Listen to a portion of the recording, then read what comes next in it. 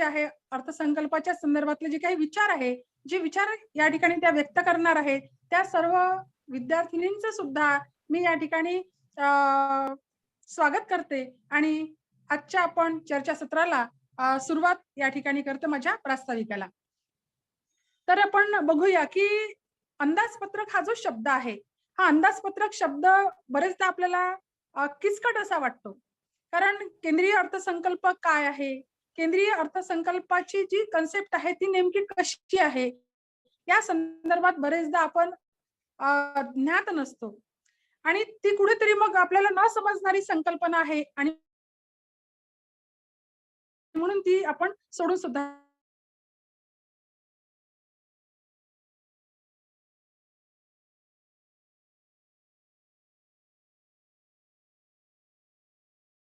देतो. परंतु केंद्रीय अर्थसंकल्प हा जो विषय क्षेत्राला जॉईन झालेला आहे, प्राध्यापक डॉक्टर खुपशे सर आणि विरखेडे सर यांनी त्यांच्या विद्यार्थ्यांची ना बोलण्यासाठी सुद्धा या ठिकाणी तयार केलेला आहे आणि म्हणून या ठिकाणी ऍटलिस्ट जे अर्थशास्त्र विषयाचे विद्यार्थी आहे, जे कला शाखेचे अर्थशास्त्र शिकणारे आणि वाणिज्य शाखेचे विद्यार्थी यांना हा विषय नक्कीच समजला पाहिजे, त्या दृष्टिकोनातून आपण आज हे चर्चासत्र आयोजित केलेलं आहे. या चर्चासत्रामध्ये आपले जे व्याख्याते आहेत ते बोलणारच आहे, परंतु सुरुवातीला अंदाजपत्रकाचा जो थोडासा इतिहास आहे, तो इतिहास आपण जाणून घेणं सुद्धा गरजेचं आहे किंवा अंदाजपत्रक म्हणजे नेमकं काय हे सुद्धा आपण जाणून घेतलं पाहिजे आणि म्हणून अंदाजपत्रकाच्या संदर्भामध्ये थोडीशी जी बेसिक कन्सेप्ट आहे, ती बेसिक कन्सेप्ट या ठिकाणी मी मांडण्याचा प्रयत्न करते. तर आपण पाहू की भारतामध्ये सर्वात पहिला जो अर्थसंकल्प आहे तो केव्हा मांडला गेला, तर त्या संदर्भात बोलताना आपण पाहू की 7 एप्रिल 1860 7 एप्रिल 1860 रोजी अर्थसंकल्प पद्धतीचा जो पाया आहे, तो पाया आपल्या देशामध्ये रोवला गेला.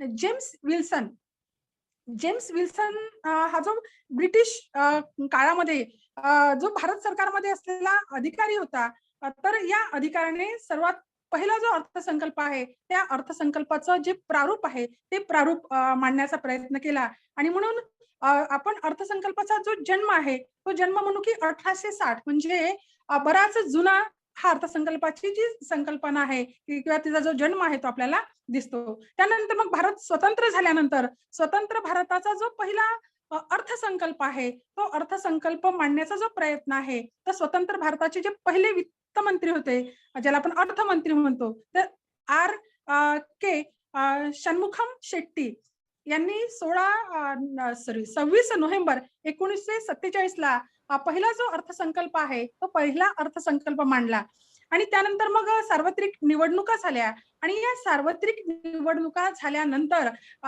जेव्हा अर्थमंत्र्याची निवड करण्यात आली, तेव्हा त्यावेळेचे जे अर्थमंत्री होते ते सी.डी. देशमुख.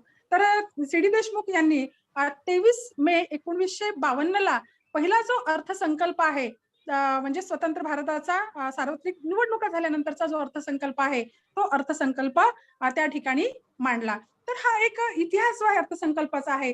मग ब्रिटिश काळामध्ये जेव्हा अर्थसंकल्प मांडला जायचा, तेव्हा सुरुवातीला इंग्लंडचा अर्थसंकल्प मांडला जाईल सकाळी. म्हणजे सकाळी 11 वाजता ते इंग्लंडचा अर्थसंकल्प मांडायचे आणि त्यानंतर 5 वाजता भारताचा जो अर्थसंकल्प आहे, कारण ब्रिटिश राजवट होती तेव्हा, तर भारताचा अर्थसंकल्प मग तो 5 वाजता मांडला जाईल. आता ही जी परंपरा आहे, ही परंपरा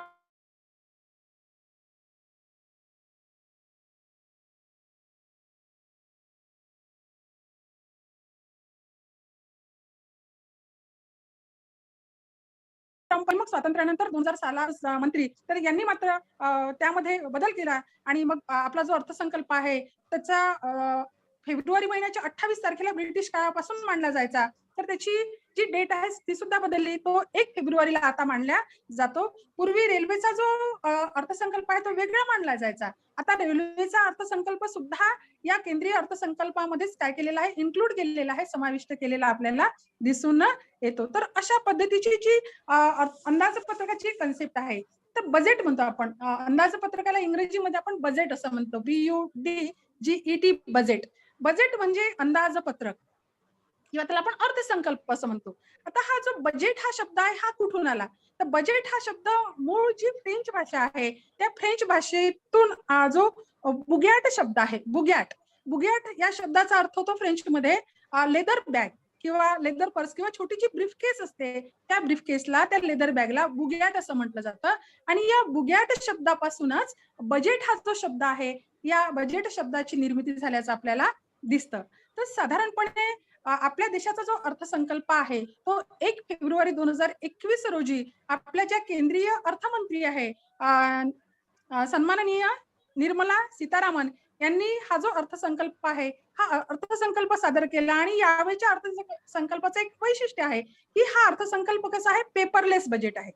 हे बजेट कारण कोरोना काळामुळे बऱ्याचशा ज्या काही अडचणी आल्या त्यामुळे सर्वच गोष्टी आपण पाहिले की ऑनलाईन पद्धतीने झाल्या आणि म्हणून ई बजेट ज्याला आपण म्हणू किंवा ऑनलाईन बजेट ज्याला आपण म्हणू किंवा पेपरलेस बजेट ज्याला आपण म्हणू, तर असं पेपरलेस बजेट या वर्षीचं आपलं सादर झाल्याचं दिसतं.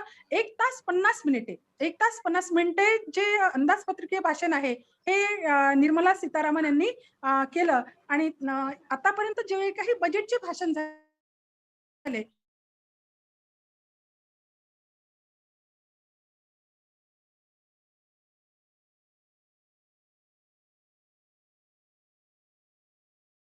त्यामध्ये सर्वात लहान भाषण ज्याला आपण म्हणू ते लहान भाषण निर्मला सीतारामन होतं, परंतु बजेट जमलं नाही. तर आपल्या घरामध्ये सुद्धा हे बजेट आपण कसं मांडतो, तर आगामी वर्षामध्ये किंवा येणाऱ्या वर्षामध्ये आपल्याला सर्व मार्गाने किती उत्पन्न मिळणार आहे आणि मग हे जे मिळालेलं उत्पन्न मग शेती असेल, एखादा जर व्यवसाय असेल तर त्या मार्गाने, कोणी जर नोकरीवर असेल तर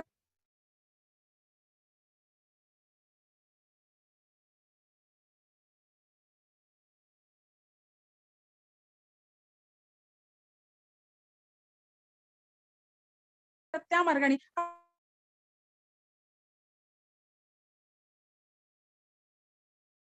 अशा विविध मार्गाने घरामध्ये किती उत्पन्न येतं त्या आर्थिक वर्षामध्ये ना. एक क्षण आहे, राहणीमान आहे,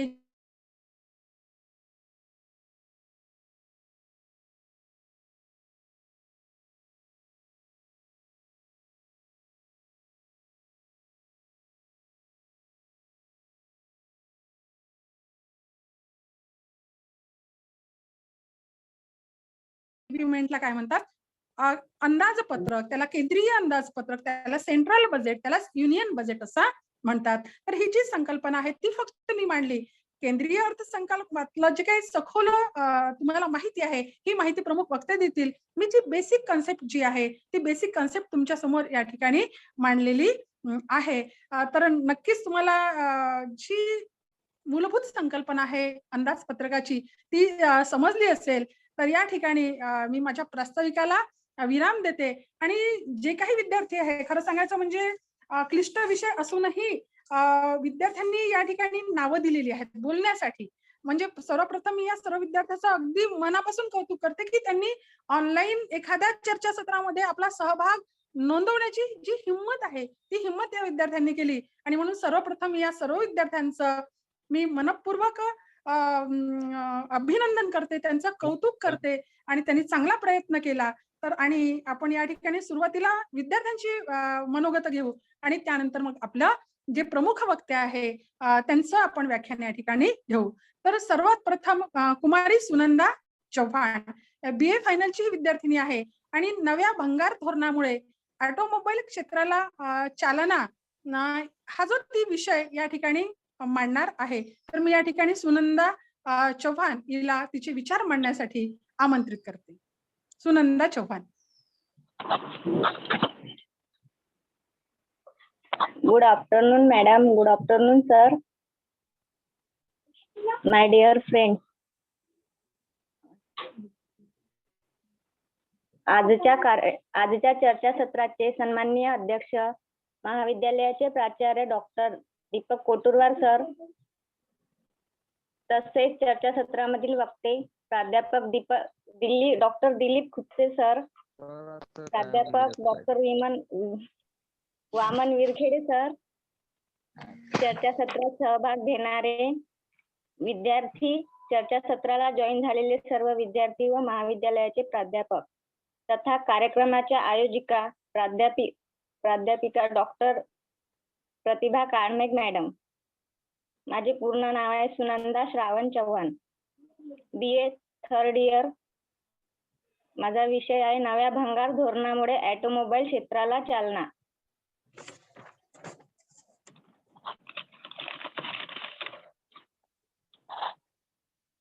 व्यापक भंगार धोरण स्क्रॅप पॉलिसी येत्या 15 दिवसात जाहीर करण्याची घोषणा केंद्रीय भूपृष्ठ परिवहन महामार्ग आणि एमएसएमई मंत्री नितीन गडकरी यांनी आज केली. अर्थमंत्री निर्मला सीतारामन यांनी आज संसदेत सादर केलेल्या अर्थसंकल्पात भंगार धोरणाचा उल्लेख केला. त्यामुळे 20 वर्ष जुन्या खासगी तसेच 15 वर्ष जुन्या कमर्शियल गाड्यांना फिटनेस प्रमाणपत्र घ्यावे लागेल. असे प्रमाणपत्र न मिळणाऱ्या गाड्या भंगारात काढाव्या लागतील. आपण निवासस्थानी आज पत्रकारांशी बोलताना गडकरी म्हणाले की नवे भंगार धोरण ऑटोमोबाईल क्षेत्रासाठी सकारात्मक ठरणार आहे. जुन्या गाड्या भंगारात विकून नव्या गाड्या विकत घ्याव्या लागतील. त्यामुळे ऑटोमोबाईल क्षेत्राला चालना आणि ताकद मिळेल. यामुळे येत्या काही वर्षात भारत ऑटोमोबाईल हब होईल. यातून 10,000 कोटींची गुंतवणूक येईल. तसेच 50,000 रोजगार निर्माण होतील. निर्मला सीतारामन यांनी सादर केलेला अर्थसंकल्प ऐतिहासिक आहे. पुढील 5 वर्षात देश जगातील सर्वात मोठे उत्पादन केंद्र बनेल. देशातील पायाभूत क्षेत्रांना मोठ्या प्रमाणात चालना देणारा हा पहिला अर्थसंकल्प ठरला आहे. सरकारची मुद्रीकरणाची योजना असून हा पैसा विविध माध्यमातून पायाभूत विकासासाठी वापरला जाईल. एवढे बोलून मी माझे 2 शब्द थांबविते. धन्यवाद. धन्यवाद सुनंदा. अतिशय चांगले विचार तू या ठिकाणी. आवाज येतो आहे ना? हॅलो. हो, येत आहे मॅडम. हा, तर अतिशय चांगले विचार या ठिकाणी सुनंदाने मांडलेले आहेत. आपण बघितलं की 20 वर्ष जुनी जी खासगी वाहनं आहे आणि 15 वर्ष जुनी जी कमर्शियल ज्या गाड्या आहे, व्यावसायिक ज्या गाड्या आहेत, या गाड्यांना जर तुम्हाला ठेवायचं असेल तर त्यासाठी तुम्हाला फिटनेसचे सर्टिफिकेट आहे, हे फिटनेस सर्टिफिकेट घ्यावं लागणार आहे. हे जर फिटनेस सर्टिफिकेट तुमच्या गाड्यांना मिळालं नाही तर त्या गाड्या तुम्हाला भंगारामध्ये काढाव्या लागतील. आणि त्यामुळे काय होईल की या गाड्या जर भंगारामध्ये निघाल्या तर ज्या गाड्या निर्माण करणाऱ्या ज्या विविध कंपन्या आहेत त्याला एक चांगले दिवस जे आहे ते येतील आणि त्यांच्या उत्पादनामध्ये वाढ होईल, असा एक विचार सुनंदा चव्हाण हिने या ठिकाणी मांडलेला आहे. त्यानंतर पुढचा जो विद्यार्थी या ठिकाणी आपला विचार व्यक्त करणार आहे त्यामध्ये आकाश शिंदे बीकॉम सेकंड इयर, भौतिक आणि आर्थिक भांडवल आणि पायाभूत सुविधा हा विषय तो या ठिकाणी मांडणार आहे. आकाश शिंदे जॉईन झालाय की नाही? हा, माईक आणि व्हिडिओ दोन्ही ऑन कर बेटा. हा, केला मॅडम. आवाज येतो मॅडम? हो, येतो बेटा, येतो. बोल. भौतिक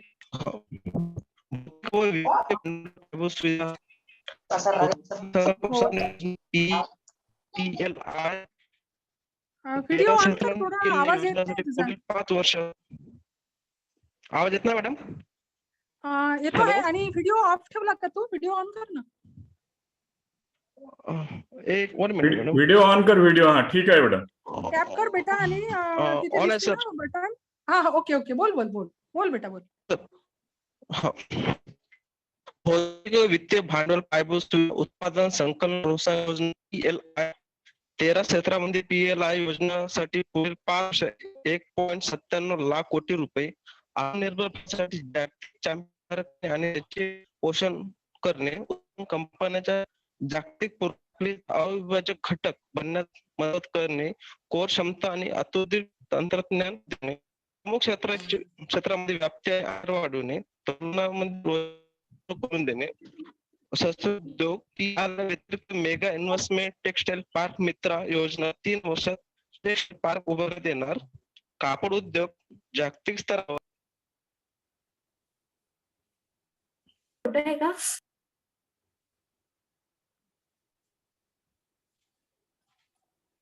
हॅलो आकाश, रेंज गेली आहे का? हा बोल.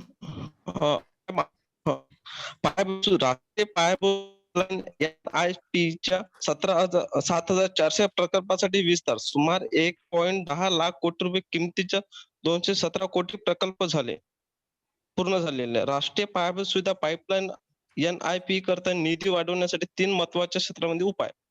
संस्थात्मक संरचनेची निर्मिती, मालमत्तेतून संपत्ती कमवणार मोठा भर, भांडवली खर्चाचा वाटा वाढवणे. पायाभूत संस्थात्मक संरचने निर्मिती, पायाभूत सुविधा, वित्तपुरवठा. पायाभूत सुविधाच्या अर्थसहाय्यासाठी प्राथमिकता सहाय्यकारी आणि उत्पादक म्हणून काम करण्यासाठी डेव्हलपमेंट फायनान्शियल इन्स्टिट्यूट DFI ची स्थापना आणि भांडवलासाठी 20,000 कोटी रुपये. प्रस्तावित DFI अंतर्गत 3 वर्षात 5 लाख कोटी रुपयाची कर्ज प्रोटोकॉल तयार केला जाईल. पायाभूत सुविधा गुंतवणूक ट्रस्ट आणि बांधकाम गुंतवणूक ट्रस्ट कायदा सुधारणा करून देऊन परदेशी गुंतवणूकदाराकडून कर्ज सक्षम केले जावे. मालमत्तेतून संपत्ती कमवणार मोठा भर. राष्ट्रीय कमाईवाणी सुरू केले जाईल. मालमत्तेतून रोखीकरण अर्थात कमाई करण्याचे महत्व उपाय. राष्ट्रीय महामार्गाच्या प्राधिकरणाच्या पायाभूत सुविधा गुंतवणूक ट्रस्टकडे 5,000 कोटी रुपये किमतीचे 5 कार्य टोल रस्त्याचे हस्तांतरण सुरू. पारितोषिक मालमत्ता म्हणून 7,000 कोटी रुपये power grand corporate Bharat limited पायाभूत सुविधा गुंतवणूक ट्रस्टकडे हस्तांतरित करणे. माल वाहतूक मार्गिका सुरू झाल्यावर आणि देखभालीसाठी त्याच्या मालमत्तेतून उत्पन्न मिळू शकेल. विमानतळाच्या पुढच्या टप्प्यात रोखीकरण त्यांच्या मार्फत कार्यान्वयन व्यवस्थापन केलं जाईल. मालमत्ता रोखीकरण कार्यान्वयन अंतर्गत इतर मूलभूत पायाभूत सुविधा क्षेत्रातील मालमत्तेच्या रोखीकरणासाठी विचार केला जाणार असून त्या खालीलप्रमाणे गोल IOCL आणि HPCLच्या तेल आणि गॅस पाईपलाईन, दुसऱ्या आणि तिसऱ्या श्रेणी शहरात AI विमानतळ, इतर रेल्वे पायाभूत सुविधा, सेंट्रल वेअरहाऊसिंग कॉर्पोरेशन आणि नाफेड सारख्या CPCHच्या गोदाम मालमत्ता, क्रीडा स्टेडियम. भांडवली अर्थसंकल्पन लक्षणीय वाढ. 2020-21 मधील 4.12 लाख कोटी रुपये पेक्षाही 2020-22 च्या मध्ये भांडवली खर्चात 34.5 वाढून 5.54 लाख कोटी रुपये करण्यात आलेला आहे. राज्य आणि संस्था यांच्या भांडवली खर्चासाठी 2 लाख कोटी रुपये. भांडवली खर्चावर चांगली प्रगती दाखवण्यात प्रकल्प कार्यक्रम विभाग यांच्यासाठी आर्थिक व्यवहार विभागाला 44,000 कोटी रुपयांहून अधिक सहाय्य. रस्ते आणि महामार्ग पायाभूत सुविधा. रस्ते वाहतूक आणि महामार्ग मंत्रालयासाठी 1,18,101 लाख कोटी रुपये नियत वेळ जो आजपर्यंत सर्वाधिक आणि त्यातील 1,08,230 कोटी रुपये भांडवलासाठी आहेत. 5.35 लाख कोटी रुपये किमतीच्या भारतातल्या प्रकल्प अंतर्गत 3.3 लाख कोटी रुपये किमतीच्या 13,000 किमी पेक्षा अधिक लांबीच्या रस्ते बांधकामासाठी मंजूर. यापूर्वी 3,800 किमीच्या रस्त्याचे बांधकाम पूर्ण मार्च 2000 पर्यंत आणखी 8,500 किमीचे रस्ते बांधणार. मार्च 2022 पर्यंत अतिरिक्त 11,000 किमीचे राष्ट्रीय महामार्ग पूर्ण करणार. आर्थिक कॉरिडॉरचे नियोजन. तामिळनाडूमध्ये 3,500 किमीच्या लांबी राष्ट्रीय महामार्गासाठी 1.3 लाख कोटी रुपये खर्चाची तरतूद. तर केरळमध्ये 11 किमी राष्ट्रीय महामार्गासाठी 65,000 कोटी रुपयाची गुंतवणूक. पश्चिम बंगालमधील 775 किमी राष्ट्रीय महामार्गासाठी 25,000 कोटी रुपये. आसाममध्ये सध्या सुरू असलेल्या राष्ट्रीय महामार्ग कामासाठी दिलेल्या 19,000 कोटी रुपये व्यतिरिक्त पुढील 3 वर्षात 1,300 किमी राष्ट्रीय महामार्गासाठी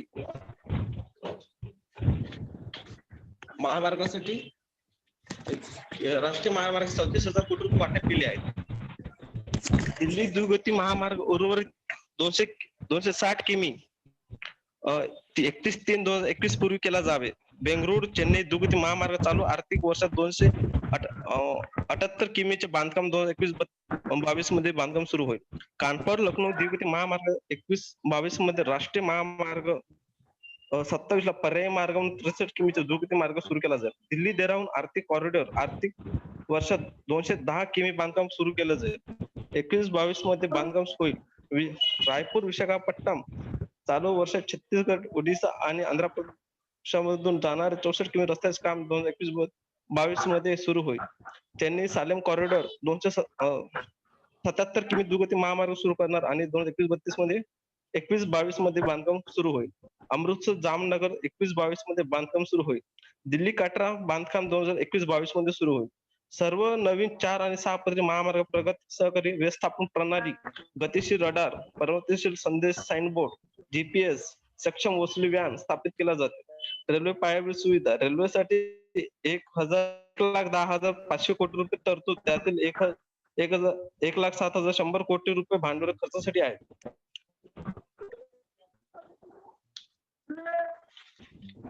माझा आवाज येतो मॅडम? हॅलो हो हो हो हॅलो येतो आहे आवाज, येतो आहे. हा, भारतासाठी राष्ट्रीय रेल्वे योजना 2030 पर्यंत भविष्यातील रेल्वे प्रणाली तयार करणे. डिसेंबर 2023 पर्यंत ब्रॉड गेज मार्गाचे 100% विद्युतीकरण पूर्ण केला जाईल.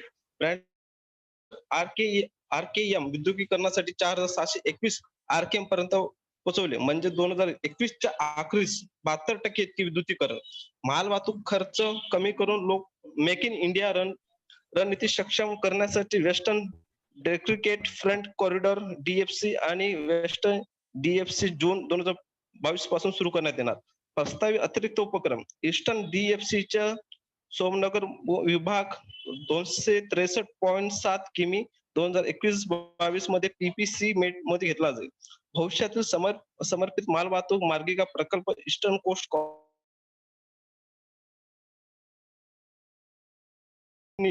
पूर्व पश्चिम कॉरिडॉर इस्टारिस ते विजयवाडा पर्यंत उत्तर दक्षिण कॉरिडॉर प्रवाशांच्या सोयीसाठी आणि सुरक्षेसाठी चांगल्या प्रवासासाठी पर्यटकाच्या मार्गावर सौंदर्यदृष्ट्या डिझाईन केलेले विटा होम LHB कोच मानवी चुकामुळे होणारी ट्रेनची टक्कर टाळण्याचा देशांतर्गत विकसित स्वयंचलित ट्रेन संरक्षण प्रणाली, ज्यात उच्च प्रतीचे नेटवर्क ने अत्याधिक वापरले जाणारे मार्ग. शहरी पायाभूत सुविधा, मेट्रो रेल नेटवर्कच्या विस्तार, शहरी भागात सार्वजनिक वाहतुकीचा वाटा वाढवणे, सार्वजनिक बस वाहतुकीला चालना देण्यासाठी नवीन योजनेला 18,000 कोटी रुपये, 20,000 पेक्षा जास्त बसेस चालवण्याचा अभिमानव PPA मॉडेल, ऑटोमोबाईल क्षेत्रात चालना देण्यासाठी आर्थिक विकासावर भर द्या, तरुणांसाठी रोजगाराची संधी निर्माण. एकूण 700 किमी पारंपरिक मेट्रो कार्यरत आहे आणि 27 शहरांमध्ये आणखी 1,016 किमी मेट्रो RTS सुरू आहेत. त्यांच्या अनुभवातून तृतीय श्रेणीच्या शहरामध्ये आणि प्रथम श्रेणीच्या शहराच्या परकीय भागात मेट्रो रेल सिस्टीम कमी किमतीत प्रदान करण्यासाठी मेट्रो लाईन आणि मेट्रो तंत्रज्ञान मध्यवर्ती भाग खालील गोष्टी निधी देतो. 1,957.5 कोटी रुपये किमतीचा 11.5 किमीचा कोची मेट्रो रेल्वे टप्पा 2, 63,246 कोटी रुपये खर्चाच्या 118.9 कोटीचे चेन्नई मेट्रो टप्पा 2, 18,788 कोटी रुपये खर्चाच्या 58.19 किमीच्या बेंगळुरू मेट्रो रेल्वे प्रकल्प टप्पा 2 आणि A आणि B, नागपूर मेट्रो रेल्वे प्रकल्प 2 आणि नाशिक मेट्रो साठी प्रकल्प 5,976 कोटी रुपये आणि 2,092 कोटी रुपये खर्चाची तरतूद आहे. एवढं बोलून माझे 2 शब्द मी संपवतो. हॅलो हॅलो हॅलो धन्यवाद आकाश. हा, धन्यवाद आकाश. अतिशय सखोल असे विचार तू या ठिकाणी व्यक्त केलेले आहे. आपल्याला माहिती आहे की कोणत्याही देशाचा विकास जर साधावयाचा असेल, आवाज येतो आहे ना माझा? आवाज येतो आहे? हो, येत आहे मॅडम आवाज. विकास जर साधावयाचा असेल तर त्यासाठी ज्या पायाभूत सुविधा आहेत त्या पायाभूत सुविधा चा विकास होणं गरजेचं असतं.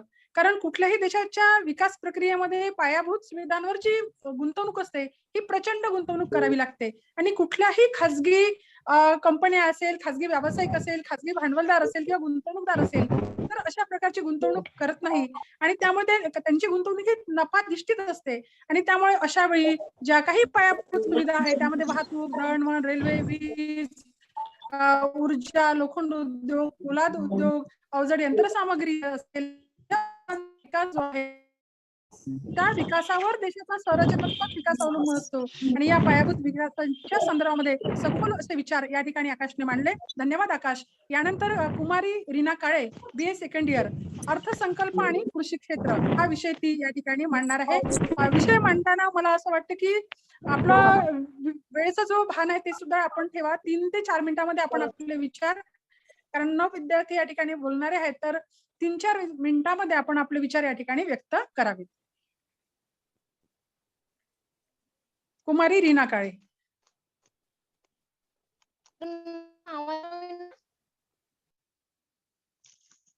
आवाज येतो का मॅडम? हो येत आहे. Hello madam. हो येत आहे बेटा, बोल. हॅलो. येतो रीना, आवाज हो, येतो आहे, बोल येतो तू. येत आहे. सन्माननीय प्राचार्य डॉक्टर कोटुरवार सर, तसेच चर्चासत्रामधील वक्ते प्राध्यापक डॉक्टर कुपसे सर, प्राध्यापक डॉक्टर विरखेडे सर व चर्चासत्रात सहभाग घेणारे विद्यार्थी व चर्चासत्राला जॉईन झालेले सर्व विद्यार्थी, तसेच कार्यक्रमाची आयोजिका प्राध्यापक डॉक्टर काडमेघ मॅडम. माझे पूर्ण नाव आहे रीना राजू काडे, BA सेकंड इयरची विद्यार्थिनी आहे मी. माझा विषय आहे अर्थसंकल्प व कृषी क्षेत्र. केंद्राच्या कृषी कार्याविरोधात सुरू असलेल्या शेतकऱ्याच्या आंदोलनाच्या पार्श्वभूमीवर केंद्रीय अर्थमंत्री निर्मला सीतारामन यांनी कृषी क्षेत्रासाठी तब्बल 1,31,531 कोटीची भरीव तरतूद केली आहे. यात काही विशिष्ट वस्तूवर कृषी अधिभार लावून कृषी क्षेत्रासाठी विविध पायाभूत सुविधा उभारण्याचा प्रयत्न केला आहे. विशेषतः नव्या आर्थिक वर्षात 2021-22 कृषी कर्जाचे उद्दिष्ट 10% वाढवून 16.5 लाख कोटी करण्याची व स्वामित्व योजना देशभर लागू करण्याची घोषणाही त्यांनी केली आहे. सरकार शेतकऱ्याच्या कल्याणासाठी कटिबद्ध आहे.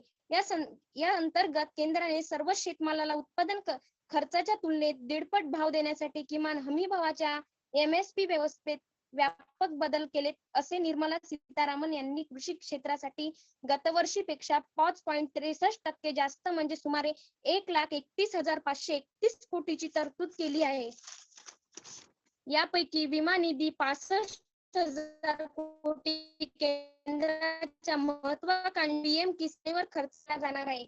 सरकारने मत्स्य व्यवसायाला चालना देण्यासाठी आधुनिक फिशिंग हार्बर व फिशिंग लँडिंग सेंटरच्या विकासातही भरीव गुंतवणूक करण्याचा प्रस्ताव ठेवला आहे. या अंतर्गत कोची, चेन्नई, पारादीप व पेज घाट येथे 5 मोठे फिशिंग हार्बर स्थापन करण्यात येणार आहे.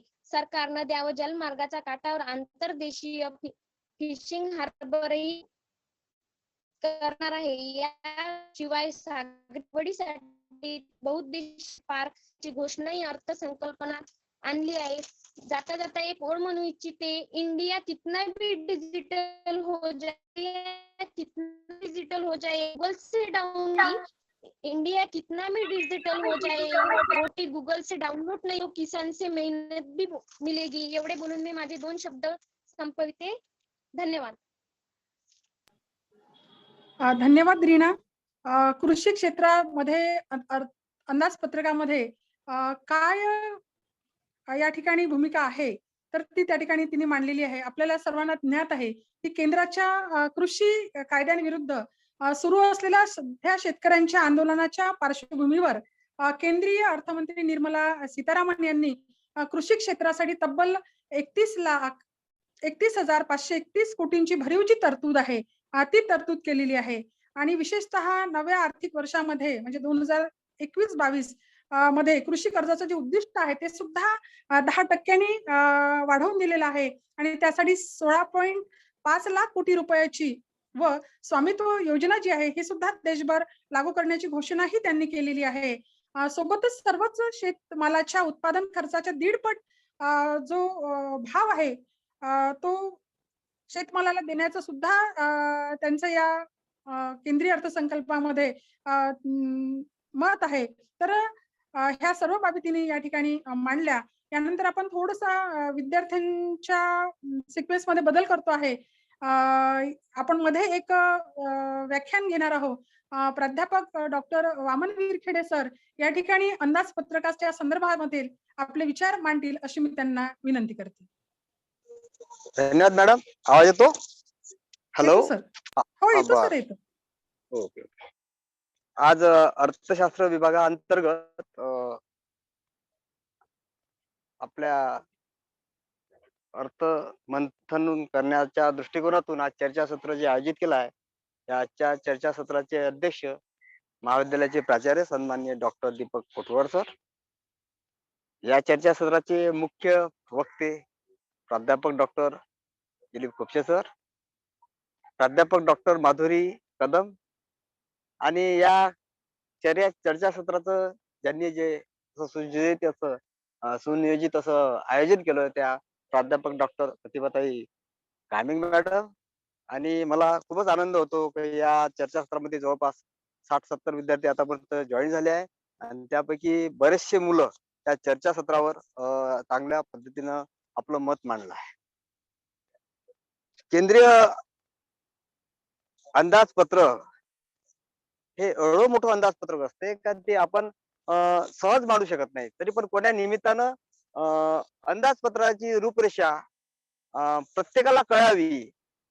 भलाही तो अर्थशास्त्राचा विद्यार्थी असो, वाणिज्याचा विद्यार्थी असो अथवा या दोन्ही शाखेचा विद्यार्थी असेल अथवा नसेल, तरी पण प्रत्येक या देशामध्ये असलेला प्रत्येक घटक, मनुष्य हा घटक, त्या घटकावर त्या केंद्रीय अंदाजपत्रकाचा परिणाम होतो, केंद्रीय बजेटचा परिणाम होत असतो.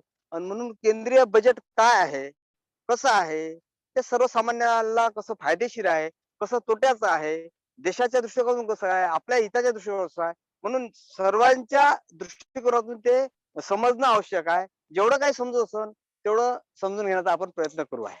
थोडक्यात मी काही खूप डिटेल असं सांगणार नाही, पण मला एवढं समजते का प्रत्येक मनुष्य, प्रत्येक कुटुंब आपलं घर चालवत असताना आपल्या घराचा विकास पाहत असतो आणि आपल्या घराचा विकास पाहत असताना विकास करण्याच्या दृष्टीकोनातून घरात येणारं उत्पन्न आणि घरातून होणारा खर्च याचं एक नियोजनबद्ध असं आपण कार्यक्रम आखत असतो.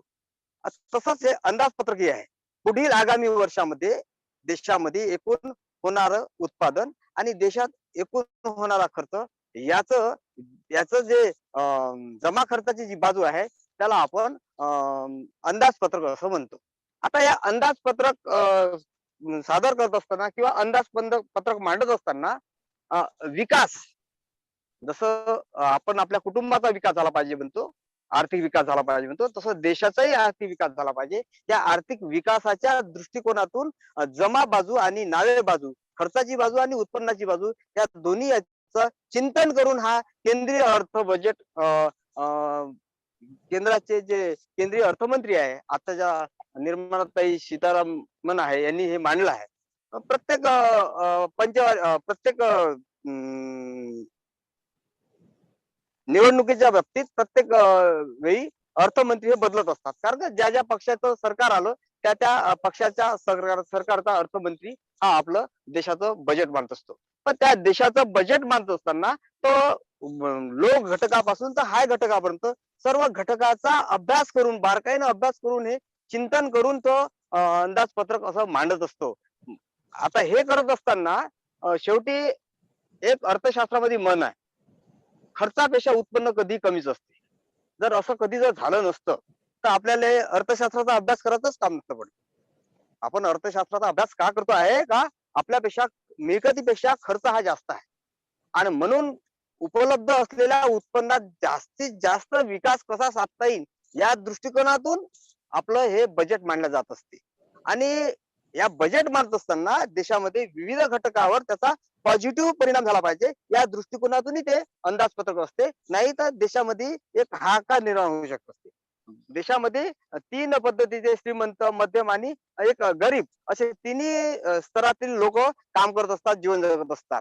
देशामध्ये केंद्रीय अर्थमंत्र्याचा मूळ अर्थ बजेटाचा मूळ उद्देश हाच असतो की जे आर्थिक जी दरी आहे, गरीब श्रीमंती किंवा आर्थिक जी विषमता आहे ते कमी करण्याचा मूळ उद्देश केंद्रीय बजेटामध्ये तोच असतो. विकास साधण्यासोबतच हे गरीब श्रीमंती किंवा आर्थिक जी दरी आहे, आर्थिक विषमता आहे ही कशी कमी करता येईल तिथंच विकास साधला जात असतो. आणि हे करत असताना काही घटकाच्या किमती आपल्याला वाढलेल्या दिसतात, काही घटकाच्या किमती कमी झालेल्या दिसतात. आपण म्हणतो का यावेळेस गॅसच्या किमती वाढल्या, पेट्रोलच्या किमती वाढल्या, अमुक वस्तूच्या किमती कमी झाल्या. किंमत कमी जास्त का होते याच्या मागे फार मोठा इतिहास आहे, फार मोठी कारण आहे. कारण त्या घटकाचा किंमत कमी जास्त होण्याचा त्या विविध घटकावर त्याचा परिणाम होत असतो. आणि केंद्रीय बजेट मांडत असताना खालच्या स्तरावरची व्यक्ती हा वर कसा येईल या दृष्टिकोनातून असं बजेट मांडलं जात असते आणि देशाचा विकास साधण्याचा प्रयत्न करत असते. नेहमी आपण पाहतो बजेट मांडत असताना, आताच मी बोललो का मिळकतीपेक्षा खर्च हा जास्त असतो आणि तो असलाच पाहिजे, त्याच्याशिवाय विकास होत नसते. जसं तुम्ही तुटीचं अर्थप्रबंधन असते, तुटीचं अंदाजपत्रक असते. ज्या वर्षी तुटीचं अंदाजपत्रक मांडलं जाते त्यावेळेस खरं बजेट असते, असं माझं मत आहे. कारण त्या तुटीचं अंदाजपत्रक तेव्हाच मांडलं जाते का दोन पद्धतीचा खर्च देशामध्ये होत असतो, एक भांडवली खर्च आणि दुसरा महसुली खर्च. आता भांडवली खर्च होत असेल तर हा भांडवली खर्च हा पायाभूत संरचनेवर असतो.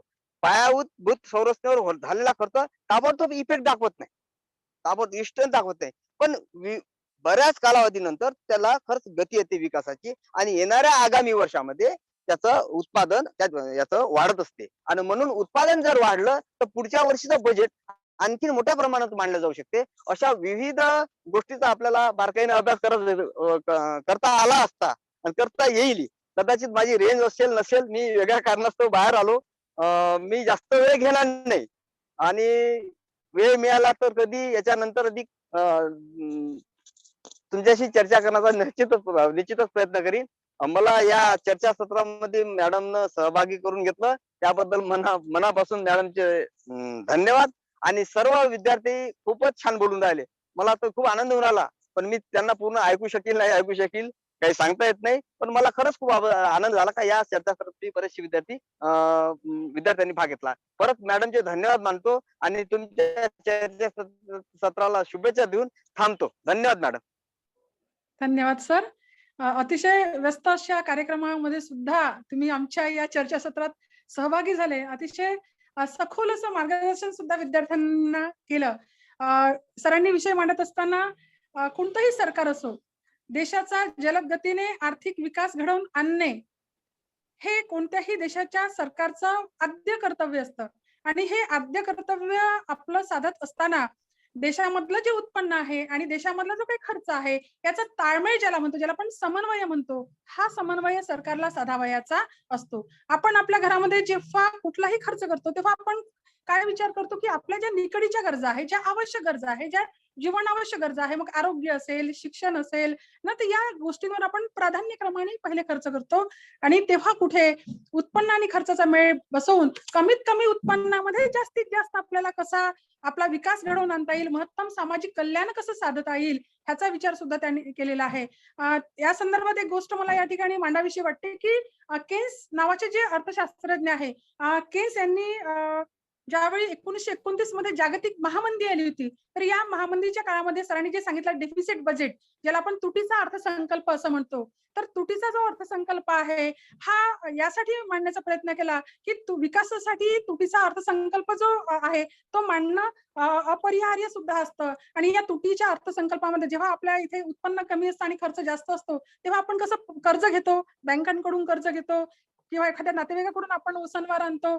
तर अशा पद्धतीने जेव्हा देशामध्ये सुद्धा उत्पन्नापेक्षा जेव्हा खर्च जास्त होतो तेव्हा मग परकीय मदत घेतली जाते, परकीय कर्ज घेतलं जात असतं, त्यामध्ये अंतर्गत कर्ज घेतलं जात असतं, रिझर्व्ह बँकेकडून काही उचल केली जात असते आणि नोटा छापून ज्याला आपण प्रिंटिंग करन्सी म्हणतो. परंतु हा जो उपाय आहे हा फारसा न मानता बाकीचे उपाय आहे ते उपाय मानून आपण तुटीचा जो अर्थसंकल्प आहे याची केन्स यांनी मांडणी जी आहे ती जागतिक महामंदीतून देशाला बाहेर काढण्याच्या दृष्टिकोनातून केली होती. आणि असाच एक विचार सरांनी या त्यांच्या भाषणामध्ये सुद्धा मांडलेला आहे.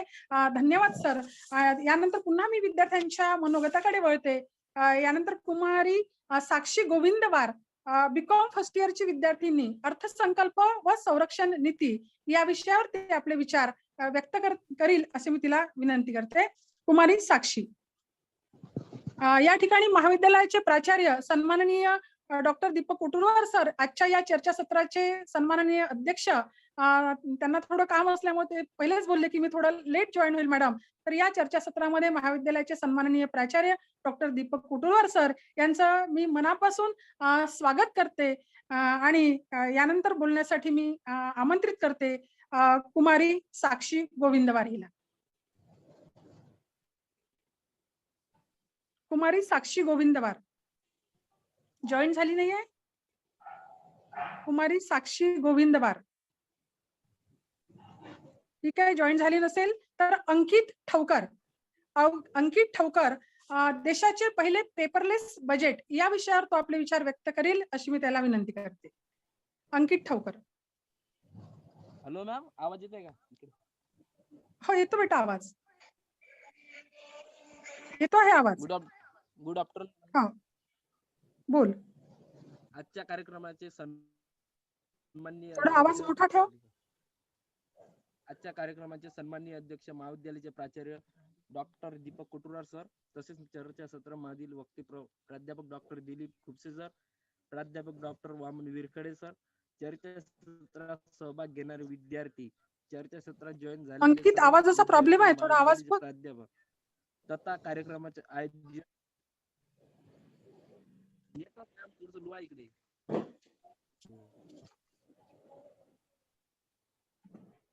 हॅलो. हा अंकित आवाज नाही येत आहे. आवाज नेटवर्क कट होतोय.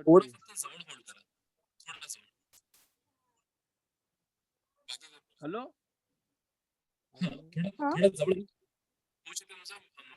नेटवर्क फुल करून टाक. बोला. हॅलो. हा ठीक आहे. येत आहे का मग? हो येतो आहे. थोडा आवाज पहा, बाकी कर चालू.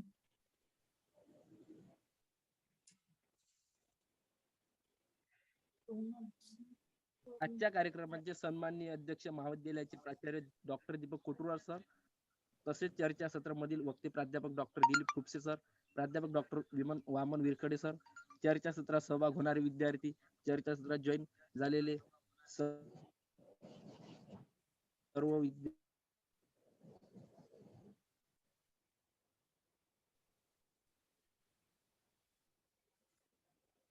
अंकित ठवकर, मी BA भारती मध्ये शिकत आहे.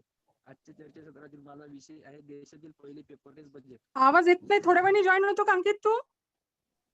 बरं ठीक आहे मॅडम. हो थोडं बघते काय प्रॉब्लेम आहे ते. हो हो.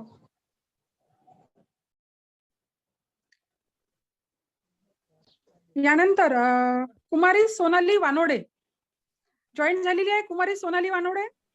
हो मॅडम. हो मॅडम.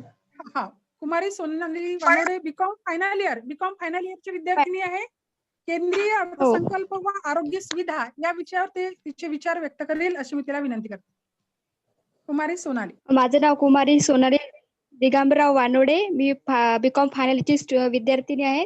आजच्या चर्चासत्राचे अध्यक्ष डॉक्टर कोटुरवार सर, तसेच आजच्या चर्चासत्राचे वक्ते डॉक्टर खुपसे सर, वामन विरखडे सर व आजच्या चर्चासत्राच्या आयोजिका काळमेघ मॅडम, माझ्या विद्यार्थी मैत्रिणींनो, माझा विषय आर्थिक आरोग्यासाठी बजेटची लस. आरोग्य क्षेत्रासाठी बजेटमध्ये या मोठ्या घोषणा केंद्रीय अर्थमंत्री निर्मला सीतारामन यांनी 2021-22 चे बजेट सादर करताना मोठ्या घोषणा केल्या आहेत. कोरोना संकट दरम्यान काळात या बजेटमध्ये हेल्थ सेक्टरसाठी मोठे प्राधान्य देण्यात आलेले आहे. 2021-22 चा बजेट 6 स्तंभावर टिकला आहे. प्रथम आरोग्य आणि कल्याण, दुसरा भौतिक आणि आर्थिक, तृतीय आकांक्षी भारत अंतर्भूत विकास, मानवीय नवजीवन संचार, नवाचार आणि अनुसंधान विकास, सहावा सरकार आणि सरकार.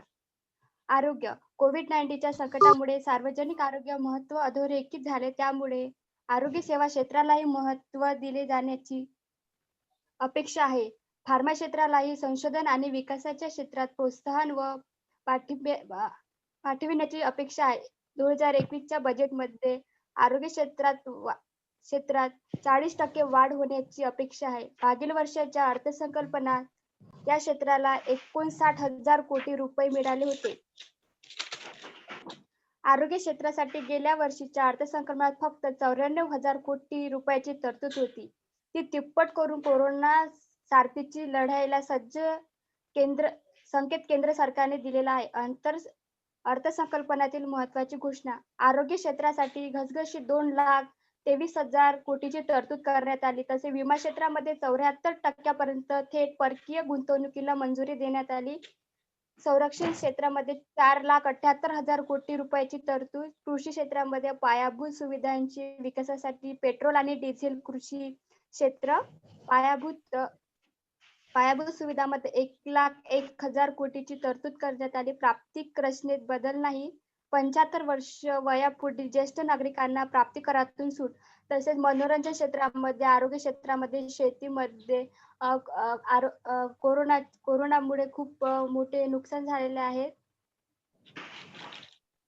हेल्थकेअर साठी 2 लाखाचे ऐलान वित्तमंत्री यांनी केलेले आहे.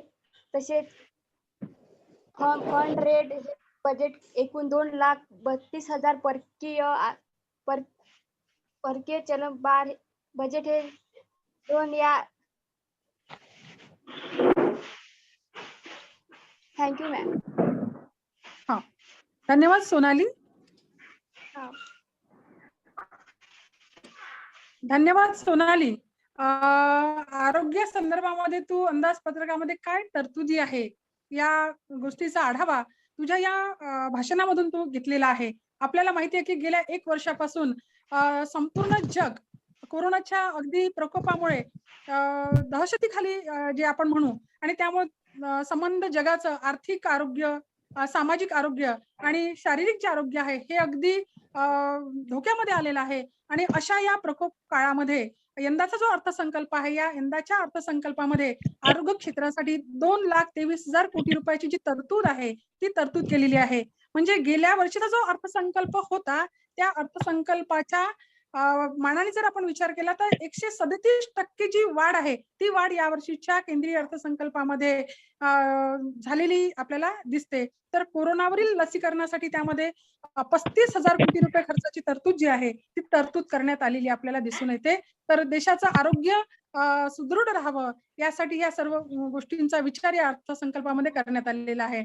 आम्ही सरांना सन्माननीय प्राचार्यांना विचारू इच्छिते की सर तुमच्याजवळ वेळ जर नसेल तर मग तुम्ही बोलून घेता की ऐकता?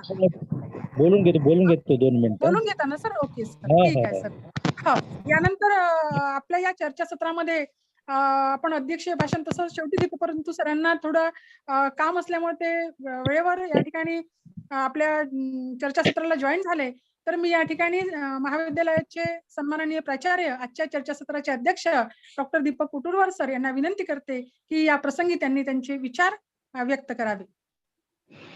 हॅलो, ऐकायला येतं? हो सर, येतं. येते ना. हॅलो. ठीक आहे. सर्वांना माझा नमस्कार.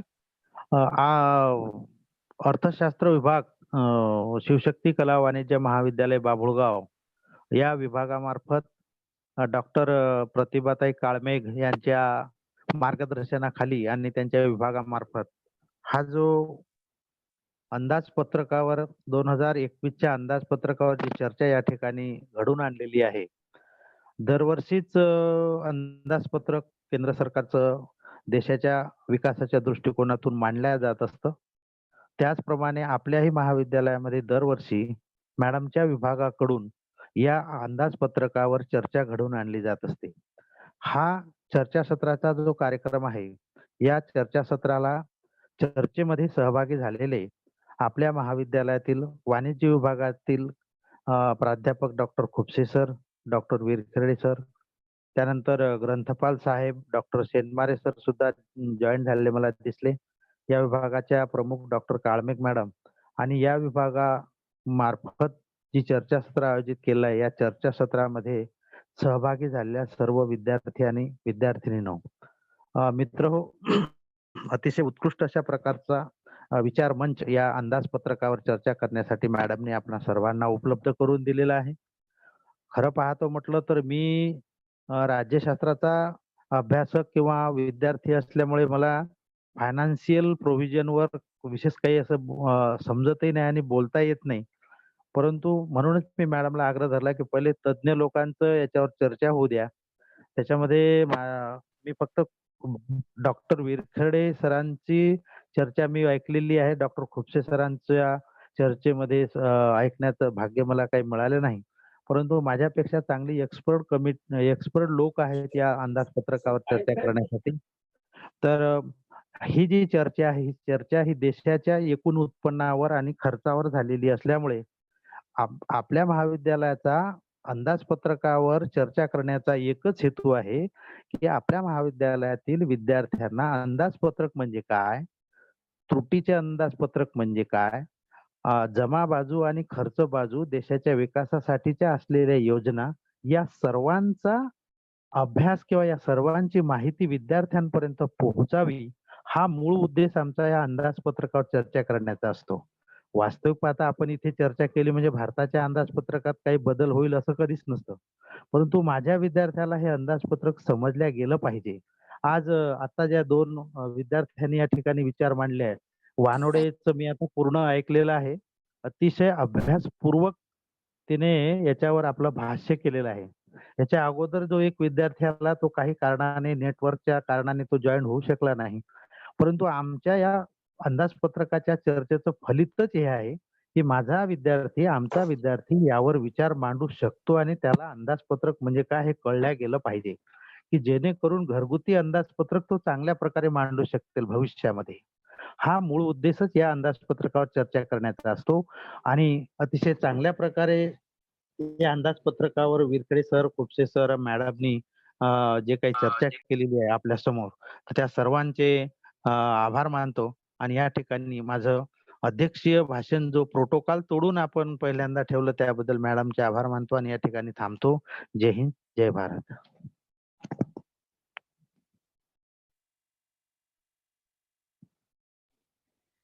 हॅलो. हा. धन्यवाद सर. अगदी वेळेवर तुमच्या व्यस्त कार्यक्रमामध्ये सुद्धा तुम्हाला सांगितल्यानंतर तुम्ही या ठिकाणी जॉईन झाले आणि अतिशय विद्यार्थ्यांना आवश्यक असे विचार या ठिकाणी मांडले, की तुम्ही देशाचा विचार नका करू. प्रत्येकाने आपल्या कुटुंबापुरता जरी विचार केला, गावापुरता जरी विचार केला, तर राष्ट्र सुखी होईल. कारण शेवटी राष्ट्र म्हणजे काय? तर आपल्या कुटुंबाचा आणि देशाचा नकाशा म्हणजेच राष्ट्र आहे आणि त्यामुळे आपल्या कुटुंबाचं बजेट आपल्याला मांडता आलं पाहिजे. आपल्या कुटुंबाच्या महत्तम गरजा आपल्याला भागवता आल्या पाहिजे. आपल्या कमीत कमी उत्पन्नामध्ये आपल्याला महत्तम समाधान साधता आलं पाहिजे. असा एक विचार तुम्ही या ठिकाणी विद्यार्थ्यांना दिला. धन्यवाद सर. यानंतर अंकित ठवकर, आवाजाचं जमलाय का बेटा तुझ्या? अंकित? नेटवर्कचाच प्रॉब्लेम आहे. बरं. यानंतर आकाश गाढवे, तोपर्यंत बघू आपण एकदा. आकाश गाढवे आपले विचार व्यक्त करेल अशी मी त्याला विनंती करते. आकाश गाढवे.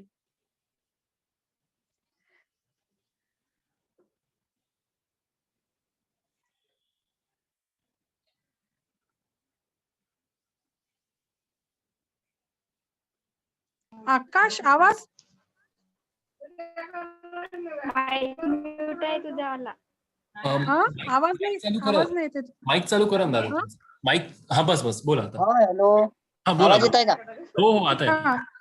या ठिकाणी सन्माननीय ठीक आहे चालू कर. आजच्या कार्यक्रमाचे सन्माननीय अध्यक्ष महाविद्यालयाचे प्राचार्य डॉक्टर दीपक कोटुरवार सर आणि तसेच चर्चासत्रामध्ये वक्ते प्राध्यापक डॉक्टर दिलीप खुपसे सर आणि प्राध्यापक डॉक्टर वामन विरखडे सर, चर्चासत्रात सहभाग होणारे विद्यार्थी, चर्चासत्राला जॉईन झालेले सर्व विद्यार्थी व महाविद्यालयाचे प्राध्यापक तथा कार्यक्रमाचे आयोजक प्राचार्य डॉक्टर प्रतिभा काडमे मॅडम आणि माझे नाव आकाश संजय गाडे. मी BA भाग 3 मध्ये शिकत असून आजच्या चर्चासत्रामध्ये माझा विषय आहे आरोग्य शेती पायाभूत सुविधांवर भर. आपण पाहतो की कोरोनाच्या संकटाच्या पार्श्वभूमीवर आज देशाचा 2021चा सर्वसाधारण अर्थसंकल्प सादर झाला आहे. यामध्ये आरोग्य शेती व पायाभूत सुविधांवर भर देण्यासोबत एक प्रकारे आत्मनिर्भर भारताचा संकल्प करण्यात आल्याचे दिसते, असे केंद्रीय अर्थमंत्री निर्मला सीतारामन यांनी अर्थसंकल्प सादर करताना आम्ही केवळ खर्च करत आहोत असे सांगत काही मोठ्या घोषणा केल्या आहेत आणि कोरोनाच्या संकटामुळे आरोग्य क्षेत्रात मोठी गुंतवणूक करण्याचा निर्णय घेण्यात आला असून आणखीन 2 कोरोना प्रतिबंधक लसीचाही उल्लेख करण्यात आलेला आहे. याशिवाय देशात शेतकरी आंदोलनाची चर्चा सुरू असताना शेतमालाला 1.5 हमीभाव देण्याचे सरकारचे उद्दिष्ट असल्याने निर्मला सीतारामन यांनी सांगितले आहे. आणि महाराष्ट्राबद्दल बोलायचे गेल्यास म्हणजे नाशिक मेट्रो फेज 1 आणि नागपूर मेट्रो फेज 2 ची घोषणा करण्यात आलेली असून आपण नाशिकसाठी 2092 कोटी आणि नागपूरसाठी 5,976 कोटीची तरतूद करण्यात आलेली आहे. याशिवाय 75 पेक्षा जास्त वय असलेल्यांना IT रिटर्न पासून मुक्ती देण्यात आलेली असून सामान्य करदात्यांना मात्र कोणताही दिलासा देण्यात आलेला नाही. सर्वात महत्त्वाचे म्हणजे या सर्व योजनांना लागणारा पैसा उभा करण्यासाठी मोठ्या कंपन्यांच्या निर्गुंतवणुकीमधून 1,75,000 कोटीचा निधी उभारण्याचे सरकारने निश्चित केले आहे. धन्यवाद मॅम. धन्यवाद आकाश. आत्मनिर्भर भारत, सेल्फ रिलायंट इंडिया या संदर्भातले जे विचार आहे आणि त्यासाठी आवश्यक असणारं शिक्षण, आरोग्य आणि पायाभूत सुविधा यावर आकाशने या ठिकाणी आपले विचार व्यक्त केले. या ठिकाणी आमच्या महाविद्यालयाचे प्राध्यापक डॉक्टर संजय शेनमारे सर सुद्धा आमच्या या चर्चासत्रामध्ये जॉईन झालेले आहे. मी अर्थशास्त्र विभागातर्फे त्यांचं सुद्धा या चर्चासत्रात मनपूर्वक स्वागत करते. यानंतर अंकित ठाऊकर, जर बघ आवाजाचं जमत असेल तर अंकित ठाऊकर आपले विचार व्यक्त करेल अशी मी त्याला विनंती करते. देशाचे पहिले पेपरलेस बजेटवर अंकित बोलणार आहे. हॅलो मॅम, आवाज येत आहे का आता? हा, येतो क्लिअर बेटा आहे, आता, क्लिअर येतो आहे. येतो क्लिअर आवाज येतो, बोला. आजच्या कार्यक्रमाचे सन्माननीय अध्यक्ष महाविद्यालयाचे प्राचार्य डॉक्टर दीपक कोटुरवार सर, तसेच चर्चासत्रामधील वक्ते प्राध्यापक डॉक्टर दिलीप खुपसे सर, प्राध्यापक डॉक्टर वामन विरखेडे सर, चर्चासत्रात सहभाग होणारे विद्यार्थी, चर्चासत्राला जॉईन केलेले सर्व विद्यार्थी व महाविद्यालयाचे प्राध्यापक तथा कार्यक्रमाचे आयोजक प्राध्यापक डॉक्टर प्रतिभा कांडे मॅडम, प्राध्यापक डॉक्टर कांडे मॅडम यांनी चर्चासत्रात मला बोलण्याची संधी दिली. मी मॅडमचे आभार मानतो. माझे नाव अंकित अवधूतराव ठाऊकर.